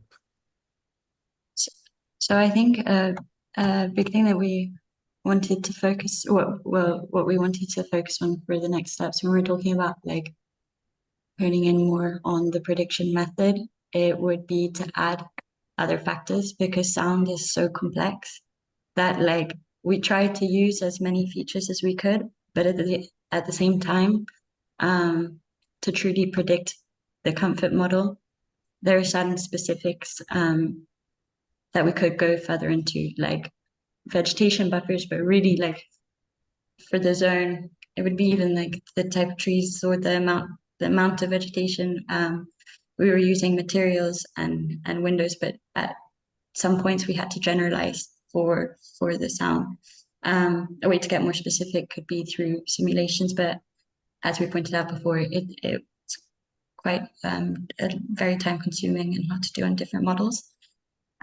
We were definitely facing quite a few hallucinations, especially at the beginning. And that's why we went through different iterations of training the model and also having to take away some features that were just creating noise within that model. But yes. Amazing. Yeah, I'd say the first challenge was to create a data set with a really light geometrical simulation. And as Giorgio said, that was the main challenge to create it. Yeah, the project is quite unique. I actually like it quite a lot. Because it's something that people dare not to touch it. I mean, at one point you're saying democratizing acoustic, right? But actually, it's very complicated. I currently actually have a research fellow. She's like a specialization in acoustics. She's not an architect. But often when they do, I often ask her to do sort of synthetic generation, data set generation, but she's never happy because to do it properly, you have to actually do, physical measurements because it's very complex in terms of like different harmonics, and then there are like different degrees of reflection from the surface. So often is expected to at least test physically some spaces to then serve as a way to sort of verify it. Otherwise, it's kind of a mono dialogue, right? A monologue between yourself, right? You generate another data set, you say it's accurate, and then you test if it's accurate or not, and so on and so forth. I mean, just sort of trying to bring in the reality of those people from that space as we architects try to democratize it. Yeah. But I think it's a very good project in terms of the understanding of the distribution. But I'm wondering to what extent it can be more generatively useful. I mean, you showed lots of like, the very nice mapping and all that. Very comprehensive work looking at the data set. But how generatively useful might it be? Just curious. You mean by using the tool? Yeah. Okay. Or is it mainly more like an understanding analysis? Yeah, so there's a couple of things happening. So there is two approaches at different scales. There's an approach that has the overall analysis for the whole project, and there's a tooltip that selects individual environments. So you can run ML analysis at the whole as a whole of the project, but you can go in depth by individual apartments and see exactly what's happening at that level. That's kind of the useful. Most of the UI presents itself by communicating with the ML through the easy to click buttons. So thinking about helping the user facilitate a faster response of what they need to know. And then they can also interact via chat and communicate and ask questions more specific. And that's kind of the process or the cycle of how this development works. I suppose the question is how much recommendation is sufficient to educate the designer to actually improve the design. There may be a recommendation to make changes, but is it sufficient to make significant changes to the design iteratively? Yeah. Or at this stage is not, and let me explain and elaborate why this is happening. One of the process of the data set that we were talking about, even that we split the data and do the 80-20 to test it, we were coming up with a little overfitting in certain cases. So in that sense, the model predicts. It gives very specific suggestions according to the metrics that were taught, but at the same time, it needs a larger data set. So I think that's why one of the points I tried to mention at the end was the needs better predictions or improvements was related to increasing the variability of the data set and or larger model or larger set itself um, to obtain these type of results, because the UI helpfulness takes in consideration the materiality and offers a suggestion of a replacement of the materials based on the score and the reverberation and the SPL that is being assigned. Yeah, It's more. Yeah, Thanks, sorry, guys. Paul, you go. We need to wrap it up. But thank you also. I see a strong push for in this last couple of weeks. So also congratulations on that. Thank you. Thank you. Thank you. Thank you, guys. Nice work. Is the next group ready? I'm not sure how you. The happy We are count ready, group. yep. Perfect.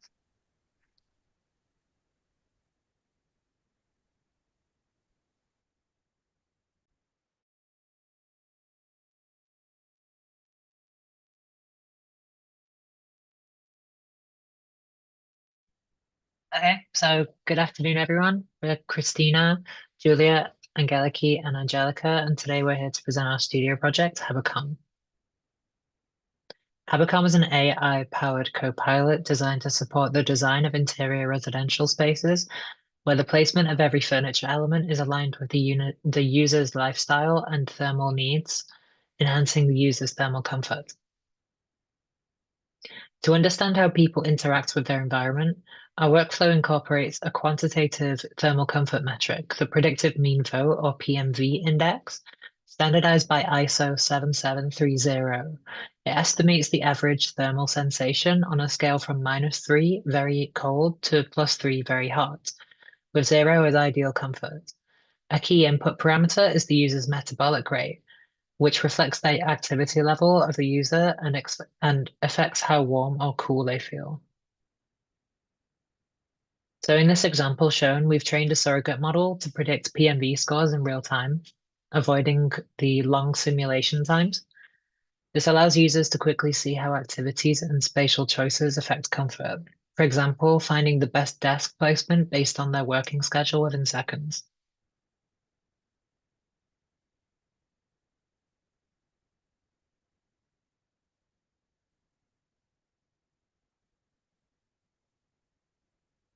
So the user inputs a prompt and it'll extract the metabolic rates and the times of day for the activity.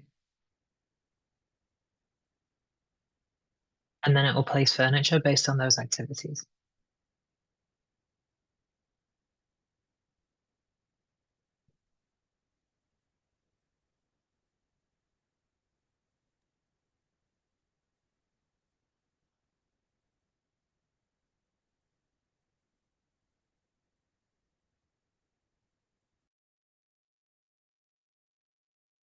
As we have been seeing in the demo, Happycom workflow begins with the user submitting their daily schedule and preferences through a simple interface.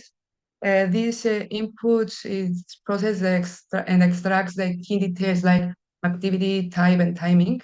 The LLM then enrich this information by associating metabolic rates and furnitures and structuring it into a machine-readable JSON file. Then the apartment layout is then generated or imported into a Rhino and Grasshopper by the user.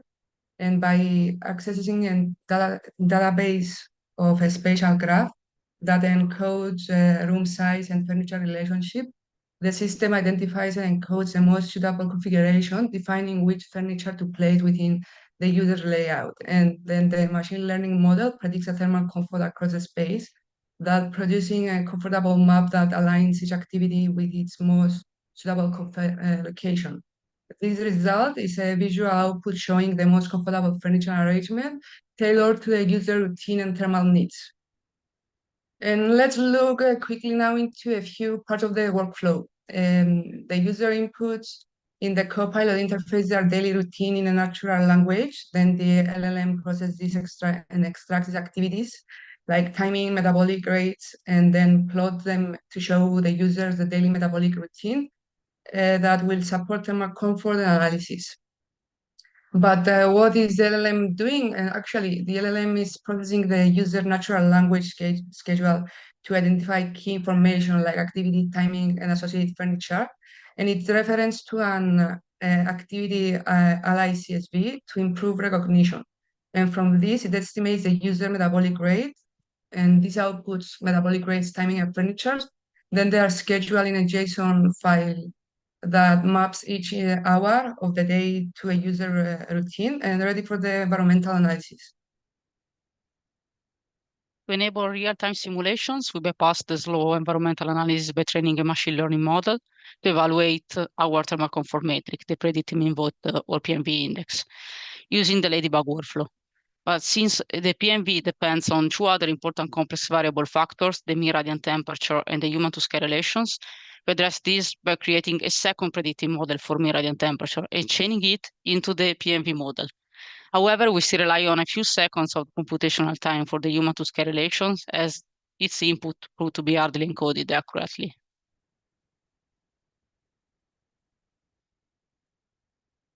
Our dataset for the mean radiant temperature and the PMV index models was the common building dataset generator. They analyzed more than 4,000 grid points across 24 hours and 7 metabolic rates for different activities, building a final dataset of over 700,000 rows.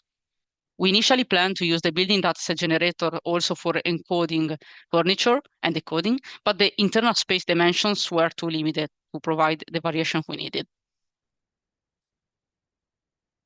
Our surrogate mean radiant temperature and PMV index models perform very well thanks to the large training dataset. We used an XGBoost model to handle nonlinear feature relationship, and the volume of data ensured high accuracy with no sign of over or underfitting, confirmed by the residual plots tightly clustered around 0. When deploying this model, we can now predict thermal comfort for any activities based on the metabolic rate with instant result. Here we show as an example the PMV index for a typical 3-bedroom unit throughout the day in 2-hour steps for 3 different activities: standing, cooking, and doing yoga.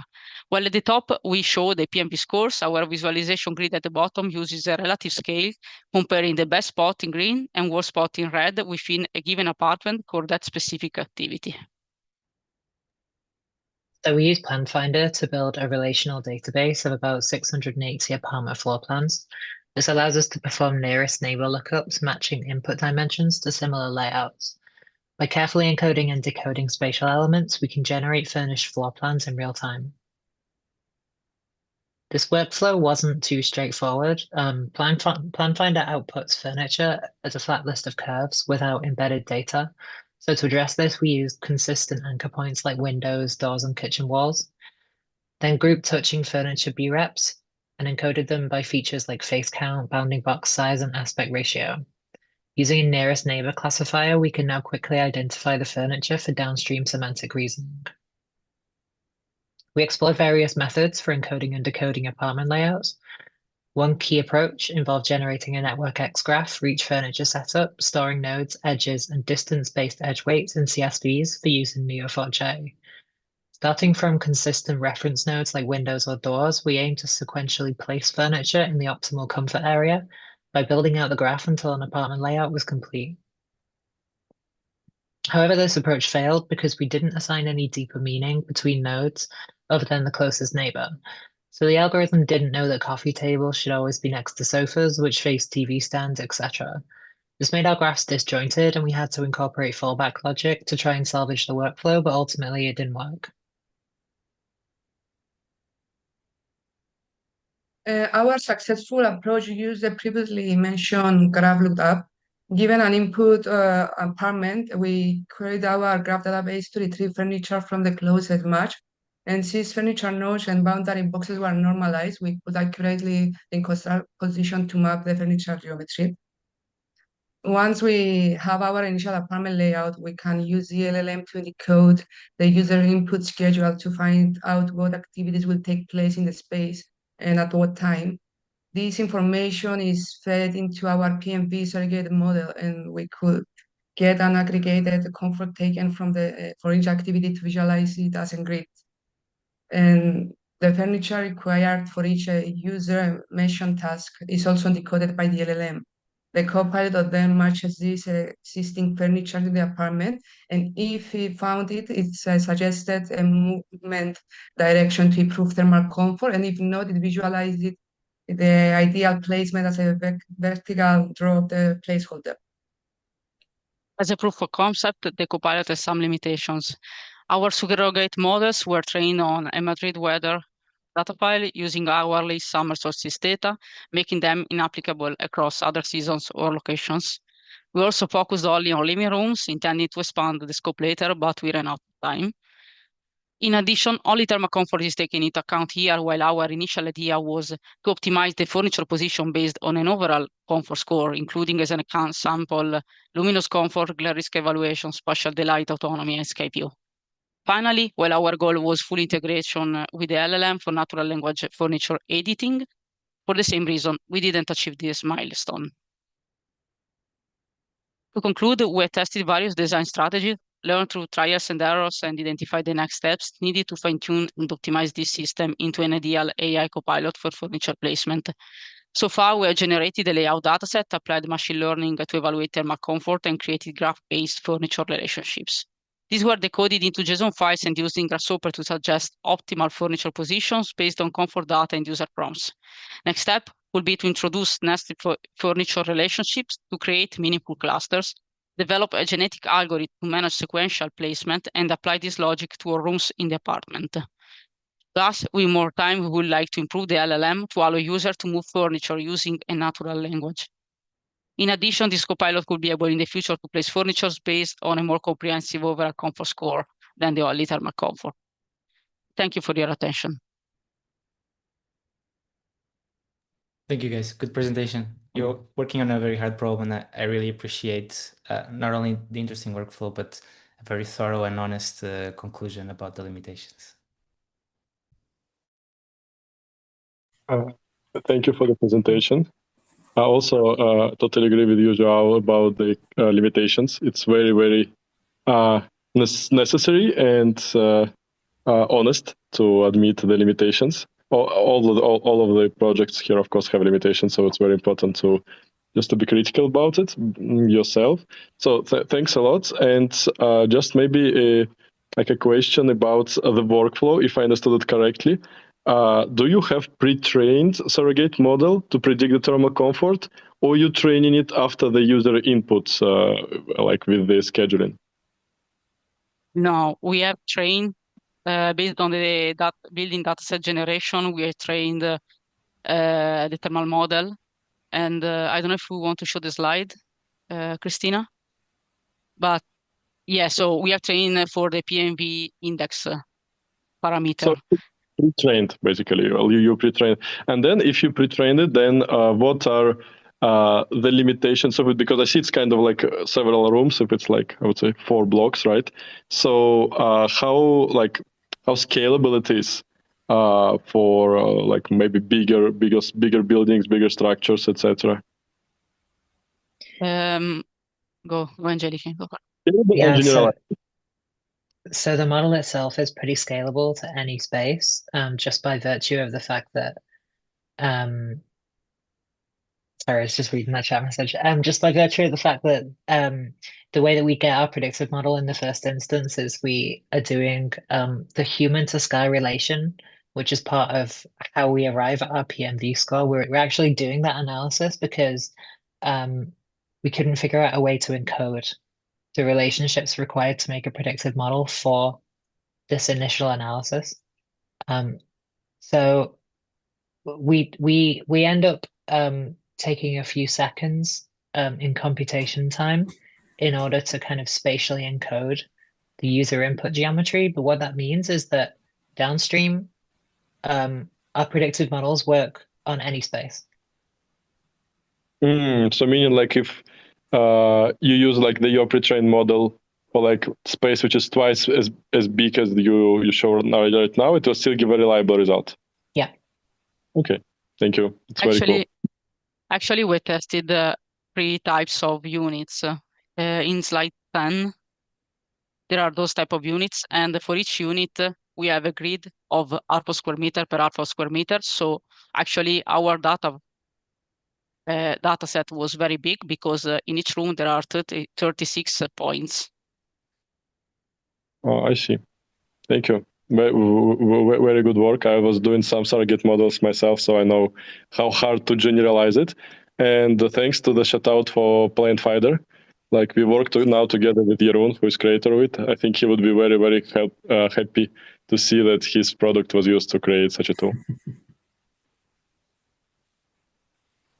Okay, so yeah, I can add that I've heard many good things about Plant Finder as well. So really good to see that it works in such products. Yeah, I see it's very thorough work, very let's say very complex, and for me, I'm not a specialist in this. Like in acoustics, it's something that is not really often, let's say, considered in the early stages. From what I see, this is not really an architectural application, maybe, but it's more or less as like also a user assistant. You mentioned the last slide. You want to help a user, actually, not the designer. I think it has very high potential for it. For me, as Scott also has written in the chat, it will be very helpful application for me to place furniture where I feel most comfortable to use it. Yeah, I'm very happy for this project. It's yeah, very nice work. Yeah.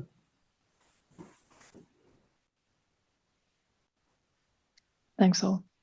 Thank you. Let me just add that I hope you guys continue to work on this project, because I feel like you will unlock most of the value once you move out of a small apartment and into some bigger scale space where there are many different activities. Maybe they are colliding each other, and then the spatial organization becomes a more difficult problem than an apartment. But of course, you had to work with what you were given, which was a housing building. So still great work.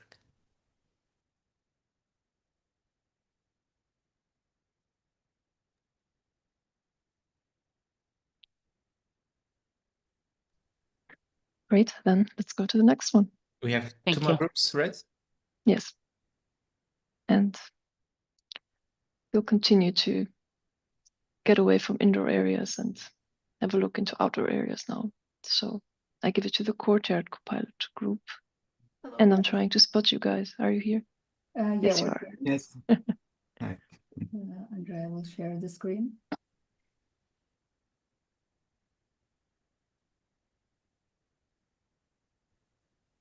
So we're Andrea, Leila, Manur, and Leonard in this group, and we're going to present to you CAT, the Courtyard Advisory Tool.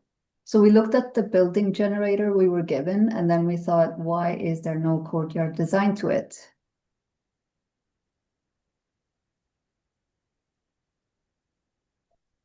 So CAT is able to take in user concept and requirements, and then give out an interactive graph-based design.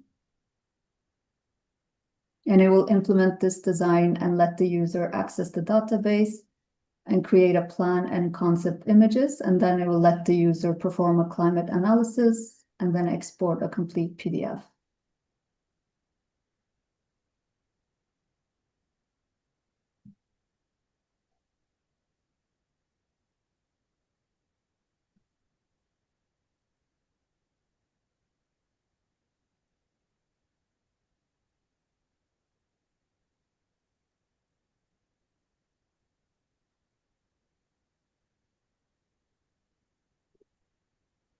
Trying to put in a huge demo into small window frame.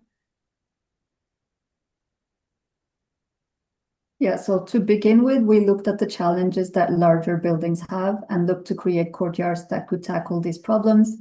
such as overheating, poor circulation, and etc. And we wanted to make a tool that prioritizes user input to provide an iterative process.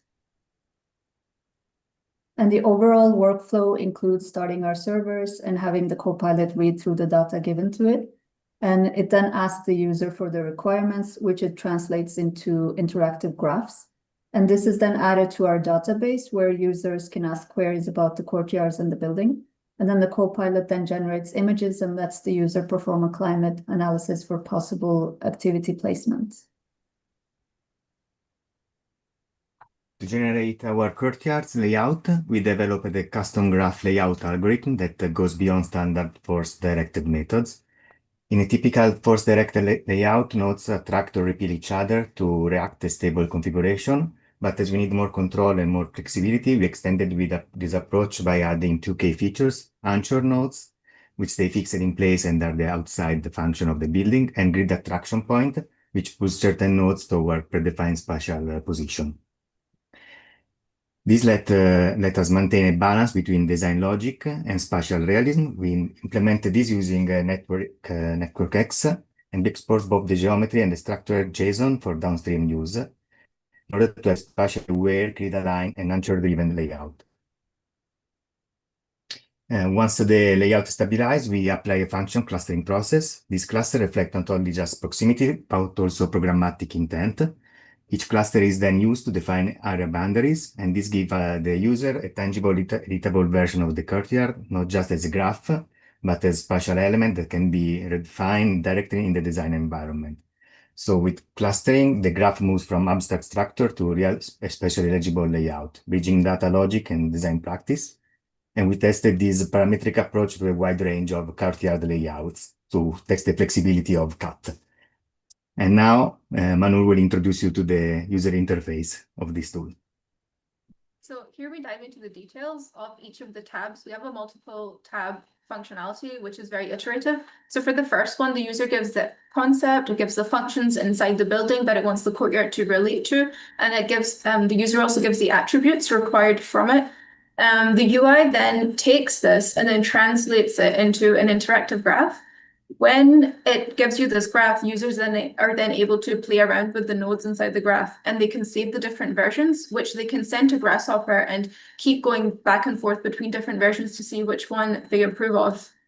The graph is then saved as a JSON file and as a CSV, and it's added to the database of our previously collected data about the building, which then helps users to query different questions. So maybe you can ask about what parts of the building are close to certain parts of the courtyard, or you can ask about which parts of the courtyard are more centralized, or just like general relationships between the different areas.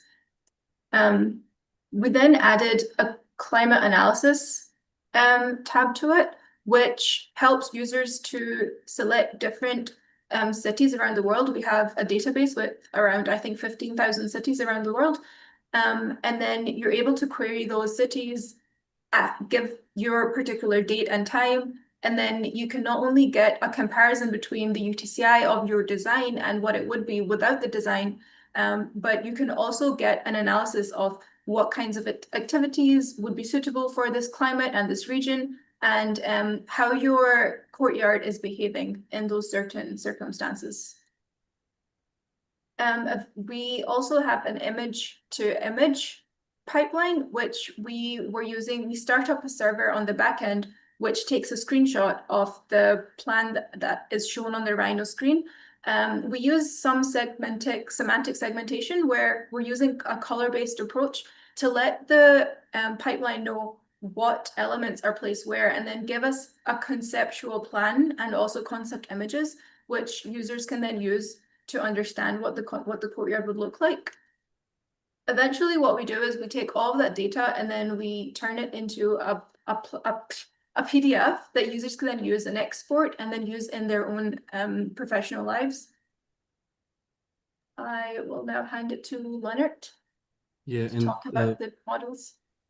Generally, we figured that the large language models were good to pass data from several sources at several process stages, and also help to structure both text and structured design data. We tested multiple models and at the end found out that GPT-4o was best because it had the strongest contextual understanding, was very flexible in spatial mapping, and also gave insightful insights regarding critiques and stuff. All the other models struggled a bit, where it's missing connections between the different data types that we passed and also were a bit shallow in the feedback. Yeah, so generally each function of our Copilot needed tailored inputs and not all the modules were suitable to pass these. Yeah, because the multi-step and multi-layered approach we had, like all the different parts, all the different columns are then talking about the different parts of the process throughout. Yeah.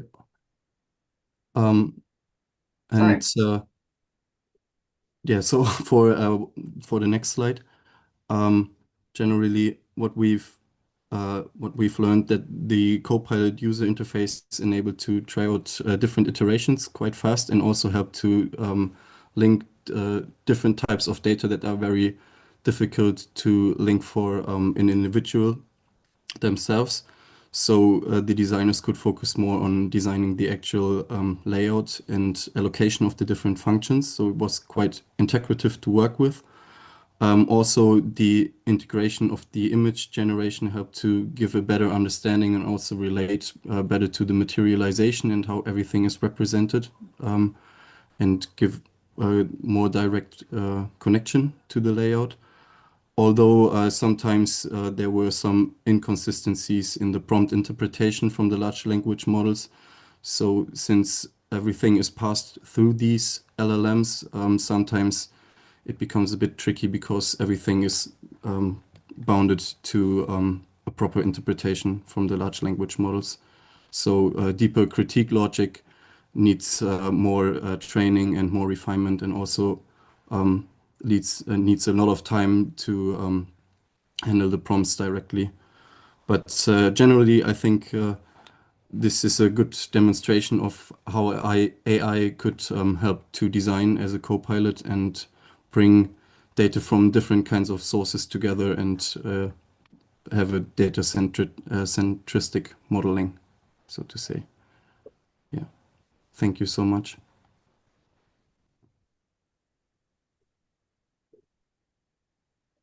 I must say I love the project. Amazing work, guys.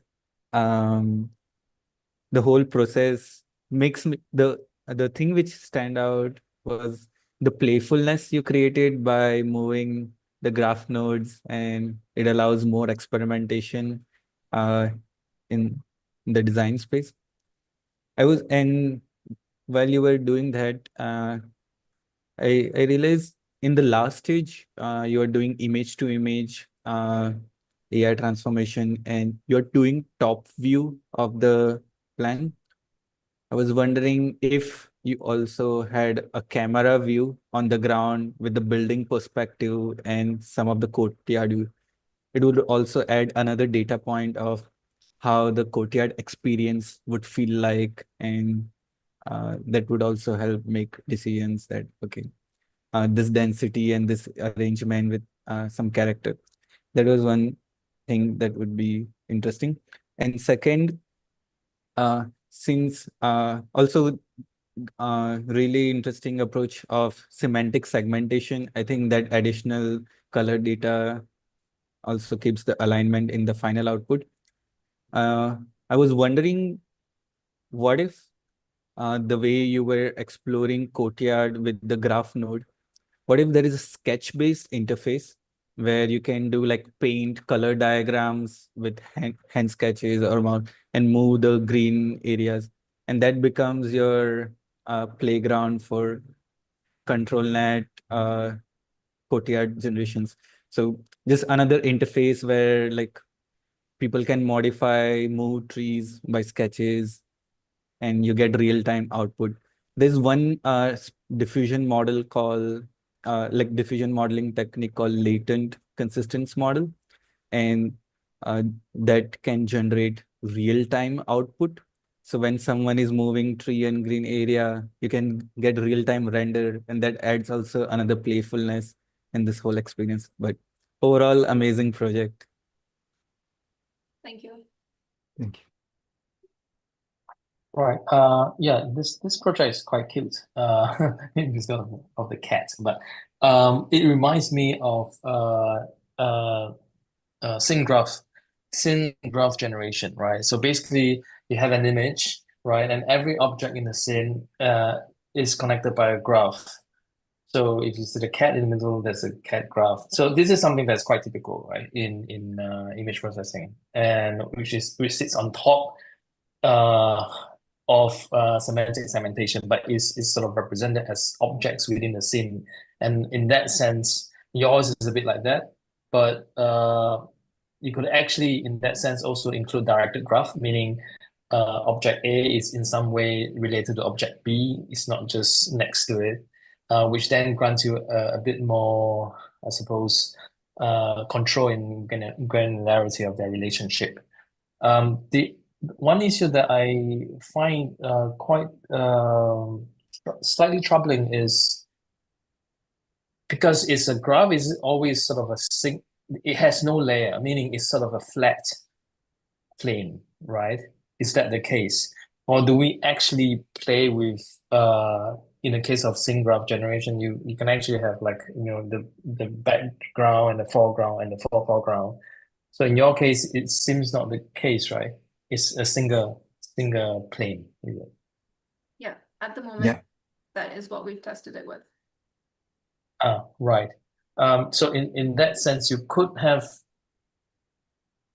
this could have been a voxel, or in a way, right? So then it's sort of a three-dimensional relationship with it's a kind of a 3D graph with its voxel consequences. Yeah, just kind of a suggestion, just to kind of go beyond. I mean, I suppose the nice part of this project is simplicity.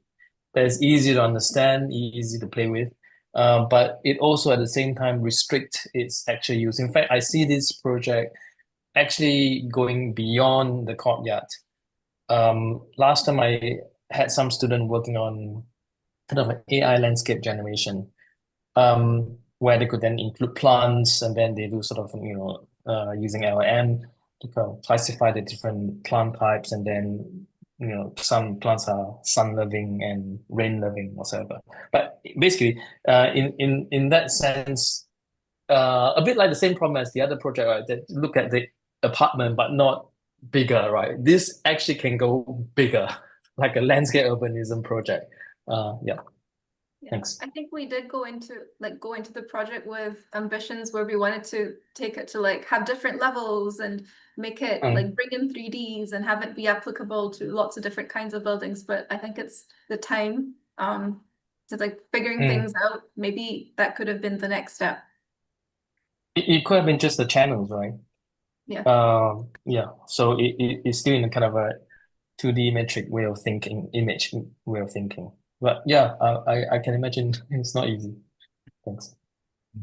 And I think also one of the topic that we would like to face was the make graph theory and in some way easy to manage, even if you don't know how to code. So you can do it visually in a lot of way, or you can do it by prompting text. Maybe this kind of small detail are not explained in depth because there are a lot of small features, so you can just tell the LLM to create a connection, to delete a connection, and it modify the graph in real time. So we want to do something that was really simple, but that can able to evolve faster. Right, understand. Thanks. I think you managed, guys. Congratulations. Thank you. Thanks. And last but not least. Hello. Hi. Hi.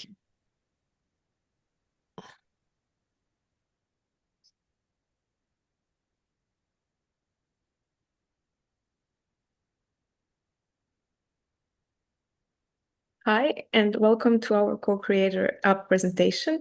We are Esteban, Hanan, Matea, and Seda.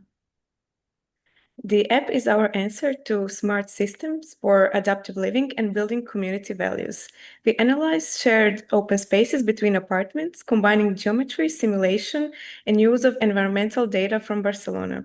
3 ML models help predict activity, green suitability, and usability. LLM interprets user requests and turns them into design actions. CoPilot app is local AI system embedded in your building. It responds to natural language, analyzes the SQL database, and returns suggestions or takes action. To do this, we extract geometry, distances, and user preferences as key inputs for the LLM's reasoning. Our test community reflects Barcelona's urban situation. 70% tenants, mostly aged 25 to 45 years. The largest group include young professionals, creatives, and active residents. The system can adapt to change age groups, personas, or rental ratios. To predict activity, comfort, and green suitability, we trained shallow and deep learning models. We used geometric features like compactness and open sides, and environmental data such as sun, hours, and wind. Deep learning model outperformed the shallow ones, handling complex multi-labeled outputs. We support collection of activities from gardening to sunbath to cinema, viewpoint, or pool. Each activity is spatially embedded within the building and connected through a shared outdoor corridor. The corridor acts as a social spine, linking diverse uses and encouraging interaction. To get meaningful ground truth for our ML models, it would be interesting to combine rule-based formulas with real-world observations. A database of maybe how people actually use their spaces, like this example from Lacaton Vassal, showing same extended space but populated differently by people. There are four main suggestion types that the language model can execute beyond answering general questions. Propose activity change, looks at your apartment cluster. If neighbors share your interest, it updates the activity. Booking searches outdoor clusters to find a match between microclimate and activity, then books the best fit. Swap apartments identifies residents like you in similar apartment clusters near your target space. If preferences align, it suggests a swap. Geometry change compares your space to others in the cluster. If it's an outlier to match sun, wind, or poor visibility, it triggers a geometry update in Grasshopper, adding shade, dividing, or expanding the space.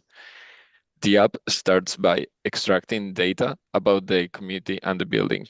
Users can ask general questions or visualize detailed information for the whole building or individual floors, thanks to an integrated knowledge base. By entering their resident key, they unlock deeper insights into nearby outdoor spaces, activities, and neighbors. If they request a change, the language model searches the database to suggest the best solution. If a geometry update is needed, the user is guided through the creation process. Finally, they can explore a gallery of AI-generated images showing their personalized spaces. Hi, I'm the resident from H10. Today I'll be discovering the Co-Creator app. I'll start with filling the survey to log my data and the community system.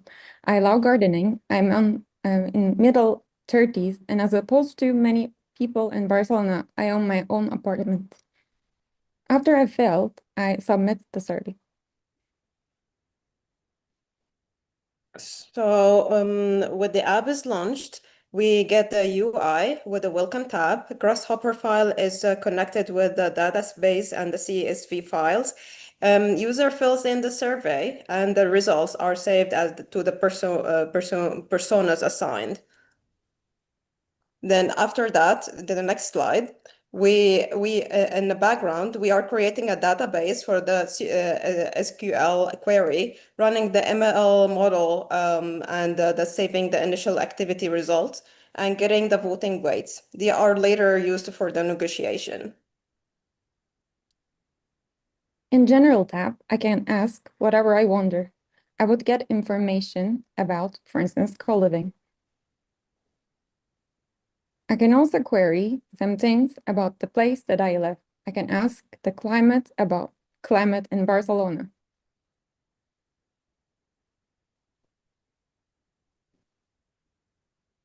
For building-related questions, I can go through floor by floor to see what is currently going on in the building.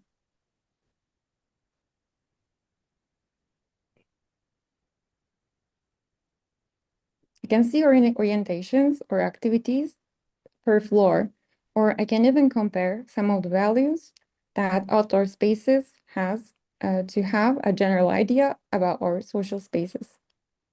And that is quite useful for understanding our community dynamics.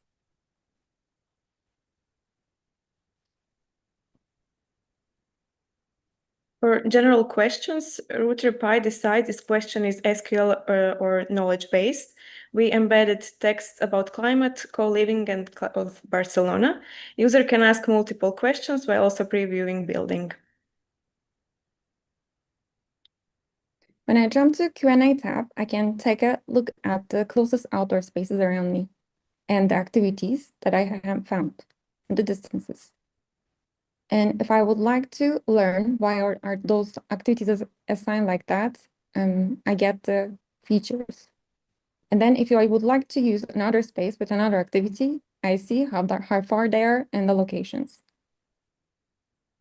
And even I can query about the things that made those spaces assigned like that and see the waters for that space. Or if I'm curious about my neighbors, I can just search for the closest neighbors and their personas is visible.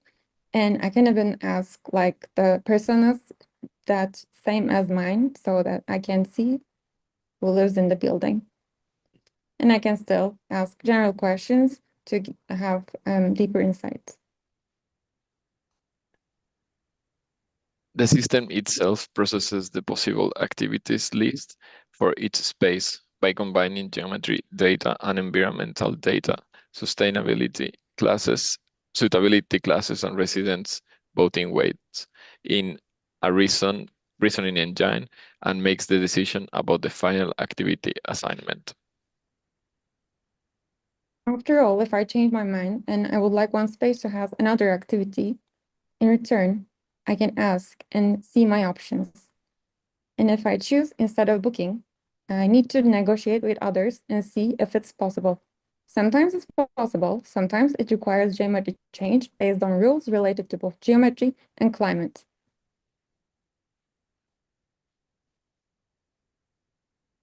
And sometimes it's not even possible because of the other people's preferences. And if I'm not happy, I can ask for an apartment swap. And the app finds the most suitable person that we can mutually benefit it.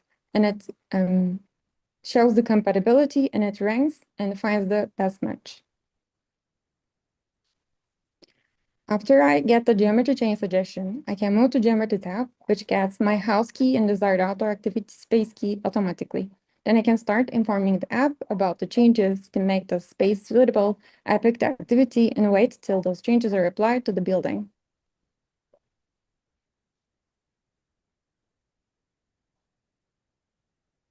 For negotiation, user queries are routed through the suggestion systems. A suggestion requires multiple cross checks through the database, from resident personas to their distances, and the LLM maps the right action with comparisons.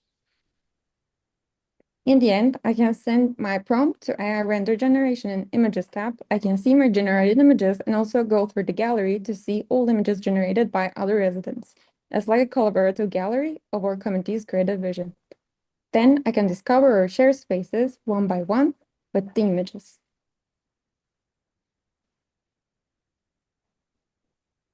And final screenshots from the relevant outdoor spaces are sent to ConfUI along with the required prompts for final processing.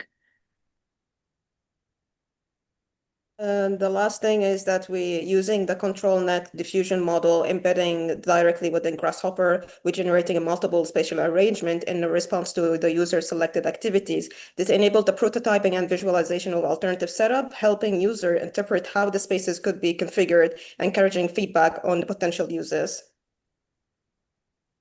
So key technical challenges included optimizing real-time spatial queries, creating seamless UI integration, and implementing multi-layer validation for LLM responses. While the system successfully demonstrates AI-assisted design potential, complex multi-user scenarios remain challenging, and automated 3D visualization from prompts requires further development. Thank you. Thank you, guys. Very unique approach, very different way of using LLMs from the rest of the teams. I think every real estate company should have this version now and use it. I think it will be a success when they sell their properties.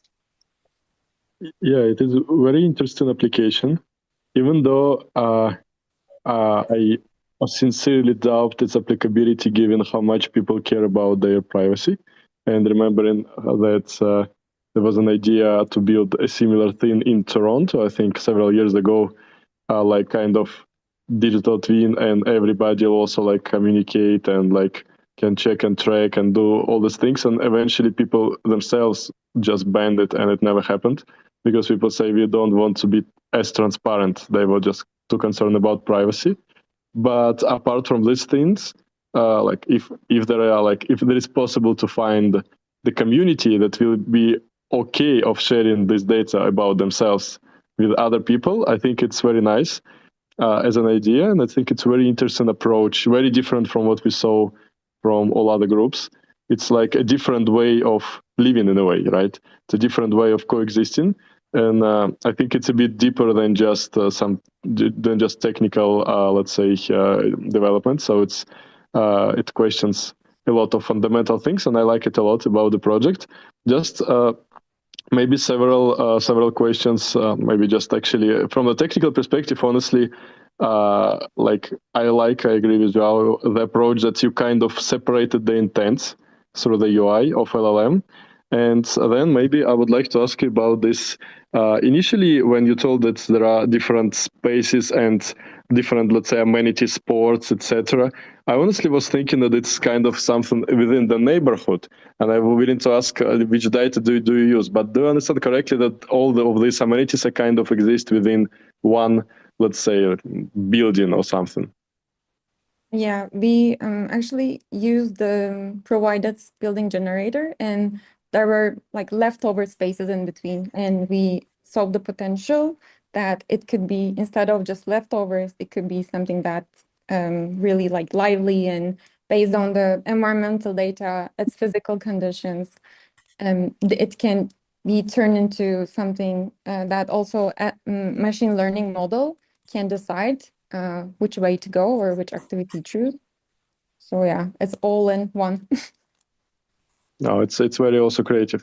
Now, apart, honestly, I do not have much of the technical questions because I think to me this project is much more interesting from the concept perspective rather than from some technical details. So yeah, I mean, I think that's it from my side in terms of questions. Very good projects, very thought provoking, I would say. Thank you. Thank you. Okay, so I probably would say should not be really complex from the technical point of view. I mean, more or less in modern infrastructures, you can scale it up to, I don't know, very high. I would say it's mainly the idea of, of this utopia of co-living where everyone has influence on anyone else, and also privacy is of course a concern, but I think people share much more than in the past. I think maybe if you can, if theoretically this such an app will have a future somehow. I think all of the things can be discussed of the technical part to privacy, but as I said, the idea is very nice. It's like, let's say, a very far future of co-living. Let's say co-living with AI, more or less. So yeah, I'm really happy such a project has a place here, and yeah, congratulations, very good. Thank you so much. Yeah, I think that something like this would also maybe be useful for, I mean, it's also utopia probably, but when the building is actually being built, so the people who bought the apartments, they can somehow decide what programs they want to have in the building, and also maybe then not to focus so many on this privacy thing, but with this booking or sharing the spaces, or you have a small apartment but you are celebrating your birthday and you want to have a big space and you book a big space so you can have something, or so this kind of approach that you have some extra spaces in the building that can be used by you or some others within this kind of system that could work, but yeah, far from reality probably. Yeah, let's see what the future brings. Yeah, you never know. The programs and stuff are mainly defined by developers to get the highest return of investment without really considering what people really need. So, I mean, of course, if you speak about social housing, then this concept is more like, let's say, possible, but social housing is mainly driven by government, which poses another has thousands of complications of integrating any kind of technology like this in there. I mean, sometimes even the balconies would be like something extra if it's a social housing building. Yeah. So, I mean, it's...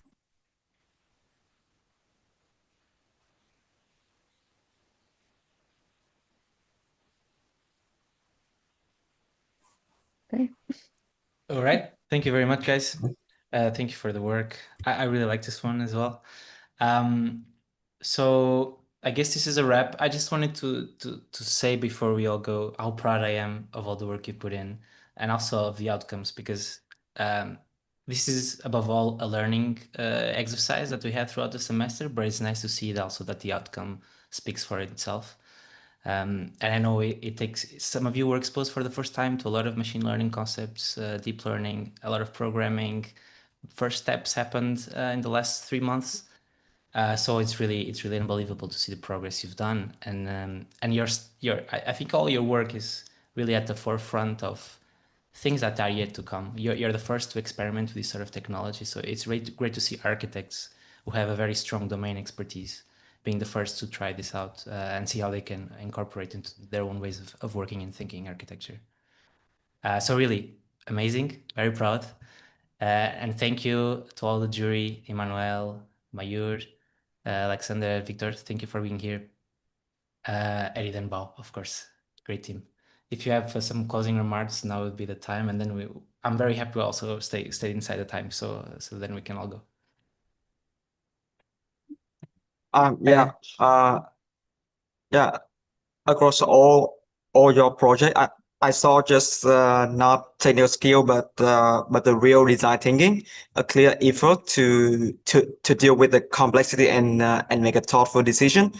And I think that you have all built a real design copilot tool that that support, extend, and challenge the way we design.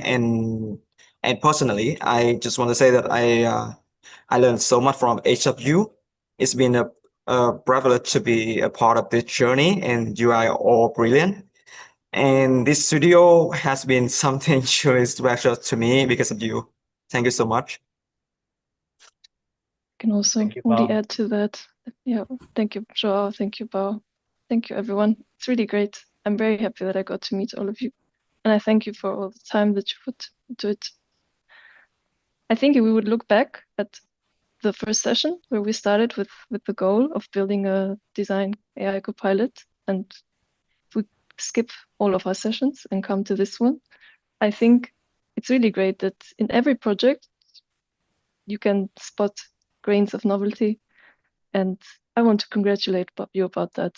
And actually, being always bombarded with AI generated content nowadays, I actually feel better now, knowing that there are more people in the world who I have the feeling that will stand or be more critical towards it and give AI the space.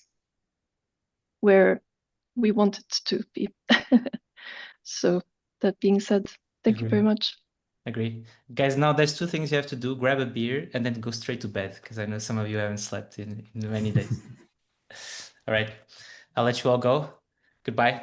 Take care. See you soon. Thank you Thank very you very much. much. Thank you, Bye. everyone. Thank you. Bye. Guys, thank you for the juries, and see you everybody on the Thank you, 3rd. Laura. Thank you, Thank Laura. you.